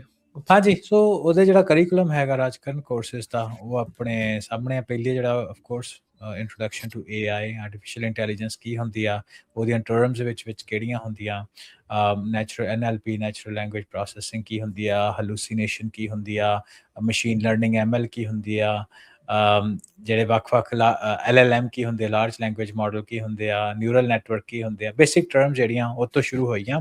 ਸੋ ਇਹ ਜਿਹੜਾ ਨਿਰੰਤਰ ਆ ਕੰਮ ਇਹ ਚੱਲਦਾ ਰਹੇਗਾ। ਕੀ ਇਦਾਂ ਦੀਆਂ ਥਾਵਾਂ ਦੇ ਉੱਤੇ, ਜਿਹੜੀ ਤੁਸੀਂ ਆਪਣੇ ਪ੍ਰੋਗਰਾਮ ਦੇ ਪਹਿਲਾਂ ਗੱਲ ਕੀਤੀ ਸੀ ਵੀ ਸਿੱਖਾਂ ਦਾ ਆਪਣਾ LLM ਹੋਵੇ, ਕੀ ਇੱਥੇ ਇਸ ਬੀਜ ਨੂੰ ਬੋਇਆ ਜਾ ਸਕਦਾ? ਆਈਡੀਆ ਤਾਂ ਰਾਜਕਰਨ ਇਹੀ ਆ ਕਿ ਇਕੱਲਾ ਆਪਣਾ ਹੀ LLM ਨਹੀਂ ਆ। ਜੇ ਤੁਸੀਂ ਉਹਦੇ ਆਈਡੀਆ, ਸਾਰੇ ਪ੍ਰੋਗਰਾਮ ਦੇ ਆਈਡੀਆ ਦੀ ਗੱਲ ਕਰੋ ਕਿ ਸਾਡਾ ਸਕੋਪ, ਮਿਸ਼ਨ, ਵਿਜ਼ਨ ਇਸ ਪ੍ਰੋਗਰਾਮ ਦੀ ਕੀ ਆ, ਤਾਂ ਉਹਦੇ ਵਿੱਚ ਇਹ ਆ ਵੀ ਆਪਣੀ ਲਾਈਫ ਦੇ ਵਿੱਚ ਤਾਂ ਬੱਚੇ ਆਰਟੀਫਿਸ਼ਲ ਇੰਟੈਲੀਜੈਂਸ ਦੀ ਜਾਣਕਾਰੀ ਲੈ ਕੇ ਸਕਸੈਸਫੁਲ ਹੋਣ ਹੀ ਹੋਣ, ਪਰ ਨਾਲ ਦੀ ਨਾਲ ਇੱਕ ਕੌਮ ਦਾ ਸਰਮਾਇਆ ਵੀ ਬਣ, ਵੀ ਉਹਦੇ ਕੋਲ ਇੰਨੀ ਨੌਲੇਜ ਹੋਏ, ਇੰਨੇ ਸਾਧਨ ਇਕੱਠੇ ਹੋਣ ਤਾਂ ਕਿ they can give back to our community, ਹੈ ਨਾ। ਸੋ ਉਹਦੇ ਵਿੱਚ ਇਹ ਹੈ ਕਿ ਕੁਛ ਇੰਟਰਸਟਿਡ ਬੱਚੇ ਹੋਣਗੇ, ਆਮ ਪ੍ਰੀਟੀ ਸ਼ੋਰ, ਜਿਨ੍ਹਾਂ ਦਾ ਇੰਟਰਸਟ ਜਿਹੜਾ ਖਾਸ ਤੌਰ ਦੇ ਉੱਤੇ ਉਹ ਆਪਣੇ ਫੀਲਡ ਦੇ ਵੱਲ ਹੋਊਗਾ, ਆਪਣੇ ਇਤਿਹਾਸ, ਸੱਭਿਆਚਾਰ, ਕਲਚਰ ਦੇ ਵੱਲ ਹੋਊਗਾ, ਤੇ ਕੁਛ ਇੱਦਾਂ ਦੇ ਇੰਸਟੀਚਿਊਟ ਜ਼ਰੂਰ ਸਿਰਜਣਗੇ, ਮੇਰੀ ਪੂਰੀ ਆਸ ਉਮੀਦ ਹੈ। ਤੇ ਇਸੇ ਆਸ ਉਮੀਦ ਦੇ ਨਾਲ ਇਹ ਪ੍ਰੋਗਰਾਮ ਵੀ ਸ਼ੁਰੂ ਕੀਤੇ ਆ ਕਿ ਉਹਦੇ ਚੋਂ they will give back to community, ਤੇ ਆਪਾਂ ਦੇ ਜਿਹੜੇ ਕਮਿਊਨਿਟੀ ਦੇ ਖਾਸ ਤੌਰ ਤੇ ਪ੍ਰੋਜੈਕਟਸ ਆ, ਉਹ AI ਦੀ ਅਸਿਸਟੈਂਸ ਦੇ ਨਾਲ ਉਹਨੂੰ ਅੱਗੇ ਲੈ ਕੇ, ਕਿਉਂਕਿ developing a new leadership, right. ਜੀ ਜੀ। ਕਾਲਜ ਐਡਮਿਸ਼ਨਸ ਨੂੰ ਲੈ ਕੇ ਜਾਂਦੇ ਜਾਂਦੇ ਜਿਹੜੀ ਉਹ ਗੱਲਬਾਤ ਥੋੜੀ ਜਿਹੀ ਕਰ ਦਿਓ, ਅਨਾਉਂਸਮੈਂਟ ਜਿਹੜੀ ਕਾਲਜ ਐਡਮਿਸ਼ਨਸ ਨੂੰ ਲੈ ਕੇ ਆ, ਕਿਵੇਂ ਚੱਲ ਰਿਹਾ, ਕੀ ਆ, ਕੀ ਦੱਸਣਾ ਚਾਹੁੰਦੇ ਹੋ? ਹਾਂਜੀ, ਸੋ ਆਰਟੀਫਿਸ਼ਲ ਇੰਟੈਲੀਜੈਂਸ ਦੇ ਨਾਲ ਰਾਜਕਰਨ ਜਿਹੜਾ ਅਗਲਾ ਕਨਸੈਪਟ ਇਹ ਆ ਕਿ ਦੇਖੋ, ਆਪਣੇ ਬੱਚਿਆਂ ਦੇ ਲਈ ਨਾ ਖਾਸ ਤੌਰ ਦੇ ਉੱਤੇ ਬੜੀ ਵੱਡੀ ਇੱਕ ਸਮੱਸਿਆ ਕਹਿ ਲਓ ਕਿ ਐਜੂਕੇਸ਼ਨ ਦੇ ਪਰਸਪੈਕਟਿਵ ਤੋਂ ਜਦੋਂ ਬੱਚੇ ਹਾਈ ਸਕੂਲ ਦੇ ਵਿੱਚ ਹੁੰਦੇ ਆ ਤਾਂ ਉਸ ਤੋਂ ਬਾਅਦ ਉਹਨਾਂ ਨੂੰ ਪਤਾ ਨਹੀਂ ਲੱਗਦਾ, ਜਾਂ ਉਸ ਦੇ ਤਰੀਕੇ ਨਾਲ ਗਾਈਡੈਂਸ ਨਹੀਂ ਹੁੰਦੀ, ਕਿਹੜੀ ਯੂਨੀਵਰਸਿਟੀ ਜਾਈਏ, ਕਿਹੜੀ ਯੂਨੀਵਰਸਿਟੀ ਨਾ ਜਾਈਏ, ਕਿਹੜੀ ਯੂਨੀਵਰਸਿਟੀ ਚੰਗੀ ਆ, ਕਿਹੜੀ ਨਹੀਂ ਚੰਗੀ, ਜਦੋਂ ਯੂਨੀਵਰਸਿਟੀ ਵਿੱਚ ਅਪਲਾਈ ਕਰਨਾ, ਕਿਹੜੀ 'ਚ ਅਪਲਾਈ ਕਰੀਏ, ਉਹਦੀ ਪ੍ਰੋਸੈਸ ਕੀ ਆ, ਸਕਾਲਰਸ਼ਿਪ ਆਪਾਂ ਨੂੰ ਮਿਲ ਸਕਦੀ ਜਾਂ ਨਹੀਂ ਮਿਲ ਸਕਦੀ, ਕਾਲਜ ਐਡਮਿਸ਼ਨ ਦੀ ਡੈਡਲਾਈਨ ਕੀ ਆ, ਕਿਹੜਾ ਫੀਲਡ ਹੋਵੇ, ਇਹ ਸਾਰੀਆਂ ਗੱਲਾਂ ਬਾਤਾਂ ਦੇ ਲਈ ਨਾ ਅਨਫੋਰਚੂਨੇਟਲੀ ਕਹਿ ਲਓ ਕਿ ਅਸੀਂ ਕਮਿਊਨਿਟੀ ਦੇ ਵਿੱਚ ਇੰਨੇ ਜ਼ਿਆਦਾ ਸਾਧਨ ਨਹੀਂ ਕ੍ਰੀਏਟ ਕਰ ਸਕੇ, ਹੈ ਨਾ। ਤੇ ਉਸ ਹਿਸਾਬ ਦੇ ਨਾਲ ਆਪਣੀ ਜਿਹੜੀ ਪਹੁੰਚ ਆ, ਵਿੱਤ ਆ, ਉਹ ਉਸ ਤਰ੍ਹਾਂ ਦੀ ਹੈ ਵੀ ਨਹੀਂ ਆ। ਸੋ ਇਹਦੇ ਲਈ ਵੀ ਆਪਾਂ ਚਾਹੁੰਦੇ ਕਿ ਵੇਖੋ, ਇੱਕ ਬੱਚੇ ਜਦੋਂ ਆਪਣਾ ਕੋਈ ਕਾਲਜ, ਸਕਸੈਸਫੁਲ ਕਾਲਜ ਦੇ ਵਿੱਚ ਚਲਾ ਜਾਂਦਾ ਵਾ, ਤੇ ਉਹ ਜਿਹੜੀ ਫੈਮਿਲੀ ਦੇ ਵਿੱਚ ਉਹ ਬੱਚਾ ਹੈਗਾ, ਉਹਦਾ ਤੇ ਉਹਨੇ ਭਲਾ ਕਰਨਾ ਹੀ ਕਰਨਾ, ਹੋਣਾ ਹੀ ਹੋਣਾ ਉਹਦਾ ਭਲਾ। ਜਿਹੜੀ ਫੈਮਿਲੀ ਦੇ ਵਿੱਚ ਉਹਦਾ ਮੰਨ ਲਓ ਵੀ ਸਾਂਝ ਹੋਣੀ ਆ, ਵਿਆਹ ਹੋਣਾ ਵਾ, ਉਹ ਫੈਮਿਲੀ ਦਾ ਵੀ ਭਲਾ ਹੋ ਗਿਆ, ਕਿਉਂਕਿ ਉਹਦੇ ਕੋਲ ਐਜੂਕੇਸ਼ਨ ਹੈਗੀ, ਐਜੂਕੇਸ਼ਨ ਦੇ ਨਾਲ ਉਹ ਇਕੁਇਪ ਹੋ ਗਿਆ, ਤੇ ਉਹਦਾ ਐਕਸਪੋਜਰ ਵੱਧਦਾ, ਉਹਦੇ ਪੈਸੇ ਕਮਾਉਣ ਦੀ ਜਿਹੜੀ ਸਮਰੱਥਾ ਵਾ ਉਹ ਵੱਧਦੀ ਆ, ਤੇ ਨਾਲ ਦੀ ਨਾਲ ਕਮਿਊਨਿਟੀ ਦਾ ਰਿਸੋਰਸ ਵੀ ਬਣਦਾ, they can give back to community one way or other, ਭਾਵੇਂ ਇਹਨੂੰ ਦਸਵੰਧ ਦੇ ਫਾਰਮੈਟ ਦੇ ਵਿੱਚ ਕਹਿ ਲਓ, ਜਾਂ education giving back to community, ਜਾਂ ਕਿਸੇ ਵੀ ਤਰੀਕੇ ਦੇ ਨਾਲ ਕਹਿ ਲਓ, ਜਾਂ ਹੋਰ ਗਾਈਡੈਂਸ, ਮੈਂਟਰਸ਼ਿਪ, 100 ਰਾਹ ਰਸਤੇ ਆ ਜੇ, ਹੈ ਨਾ। ਜਦੋਂ ਤੁਸੀਂ ਕਿਸੇ ਦੀ ਹੈਲਪ ਕਰਦੇ ਹੋ ਤੇ ਲੋਕੀ ਕਰਦੇ ਆ। ਸੋ ਉਸ ਤਰੀਕੇ ਨੂੰ ਲੈ ਕੇ, ਉਸ ਸਾਧਨ ਨੂੰ ਲੈ ਕੇ ਜਿਹੜਾ ਪੈਰਲਲ ਐਫਰਟ ਆਪਣੀ ਆਰਟੀਫਿਸ਼ਲ ਇੰਟੈਲੀਜੈਂਸ ਦੀ ਕਲਾਸਿਸ ਦਾ ਚੱਲ ਰਿਹਾ, ਉਹਦੇ ਨਾਲ ਨਿਸ਼ਾਨ ਕਾਲਜ ਗਾਈਡੈਂਸ, ਐਡਮਿਸ਼ਨ ਕਾਉਂਸਲਿੰਗ ਦਾ ਜਿਹੜਾ ਕਨਸੈਪਟ ਆ, ਜਿਹੜੀ ਕਲਾਸਿਸ ਆ ਉਹ ਵੀ ਸ਼ੁਰੂ ਹੋ ਰਹੀਆਂ। It's gonna be a year around project, ਪੂਰਾ ਸਾਲ ਇਹ ਪ੍ਰੋਜੈਕਟ ਚੱਲਦਾ ਰਹੂਗਾ, ਜਿਹਦੇ ਵਿੱਚ ਪੇਡ ਜਿਹੜੇ ਆਪਣੇ ਕਾਉਂਸਲਰ ਆ ਕਾਲਜ ਕੰਸਲਟਿੰਗ ਦੇ, ਉਹ ਆਪਣੇ ਕੁਝ ਵਲੰਟੀਅਰਸ ਹੈਗੇ ਆ, ਉਹ ਪੇ ਕਰਕੇ ਉਹਨਾਂ ਨੂੰ ਪੇਡ ਜਿਹੜੇ ਵਲੰਟੀਅਰ ਆ ਉਹ ਲੈ ਕੇ ਜਿਹੜੇ ਵਲੰਟੀਅਰ ਆ ਉਹਨਾਂ ਵੱਲੋਂ ਪੇਡ ਟੀਚਰ ਆ ਜਿਹੜੇ ਸਟੂਡੈਂਟਸ ਦੀ ਹੈਲਪ ਕਰਨਗੇ ਉਹਨਾਂ ਦੀ ਕਾਲਜ ਐਡਮਿਸ਼ਨ ਦੀ ਕਾਉਂਸਲਿੰਗ ਦੇ ਵਾਸਤੇ। ਸੋ ਇਹ ਗੁਰਦੁਆਰਾ ਸਾਹਿਬ ਮਿਲਪੀਟਸ ਦੇ ਵਿੱਚ 362 ਸਾਊਥ ਮਿਲਪੀਟਸ ਬੁਲੇਵਾਰਡ ਦੇ ਵਿੱਚ ਇਹ ਜਿਹੜੀ ਕੈਰੀਅਰ ਕਾਉਂਸਲਿੰਗ ਆ ਇਹ ਸ਼ੁਰੂ ਹੋ ਰਹੀ ਆ।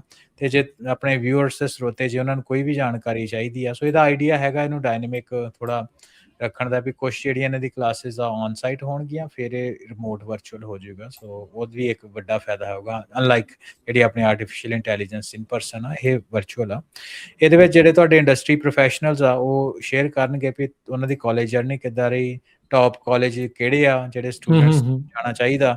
ਇਹ ਤੋਂ ਬਾਅਦ ਟਾਰਗੇਟਡ ਪਲਾਨ ਹੈਗਾ ਕਿ ਬੱਚੇ ਜਿਹੜੇ ਸਟੂਡੈਂਟ ਆ ਉਹਨਾਂ ਨੂੰ ਉਸ ਹਿਸਾਬ ਨਾਲ ਡਿਵੈਲਪ ਕੀਤਾ ਜਾਏ ਤਾਂ ਕਿ ਉਹ ਉਹਨੂੰ ਚੰਗੀ ਤਰੀਕੇ ਨਾਲ ਫੋਲੋ ਕਰ ਸਕਣ, ਹੈ ਨਾ।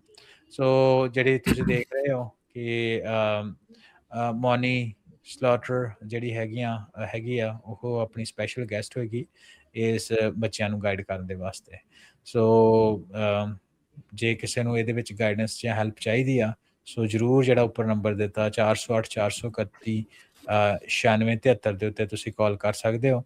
QR ਕੋਡ ਵੀ ਇੱਥੇ ਹੈਗਾ ਤੇ ਆਪਣੀ ਜਿਹੜੀ ਗੱਲਬਾਤ ਆ ਉਹਦੇ ਵਿੱਚ ਆਪਾਂ ਇਹਦਾ ਰਜਿਸਟ੍ਰੇਸ਼ਨ ਲਿੰਕ ਵੀ ਪਾ ਦਾਂਗੇ, ਉਹ ਵੀ ਪਾ ਦਾਂਗੇ।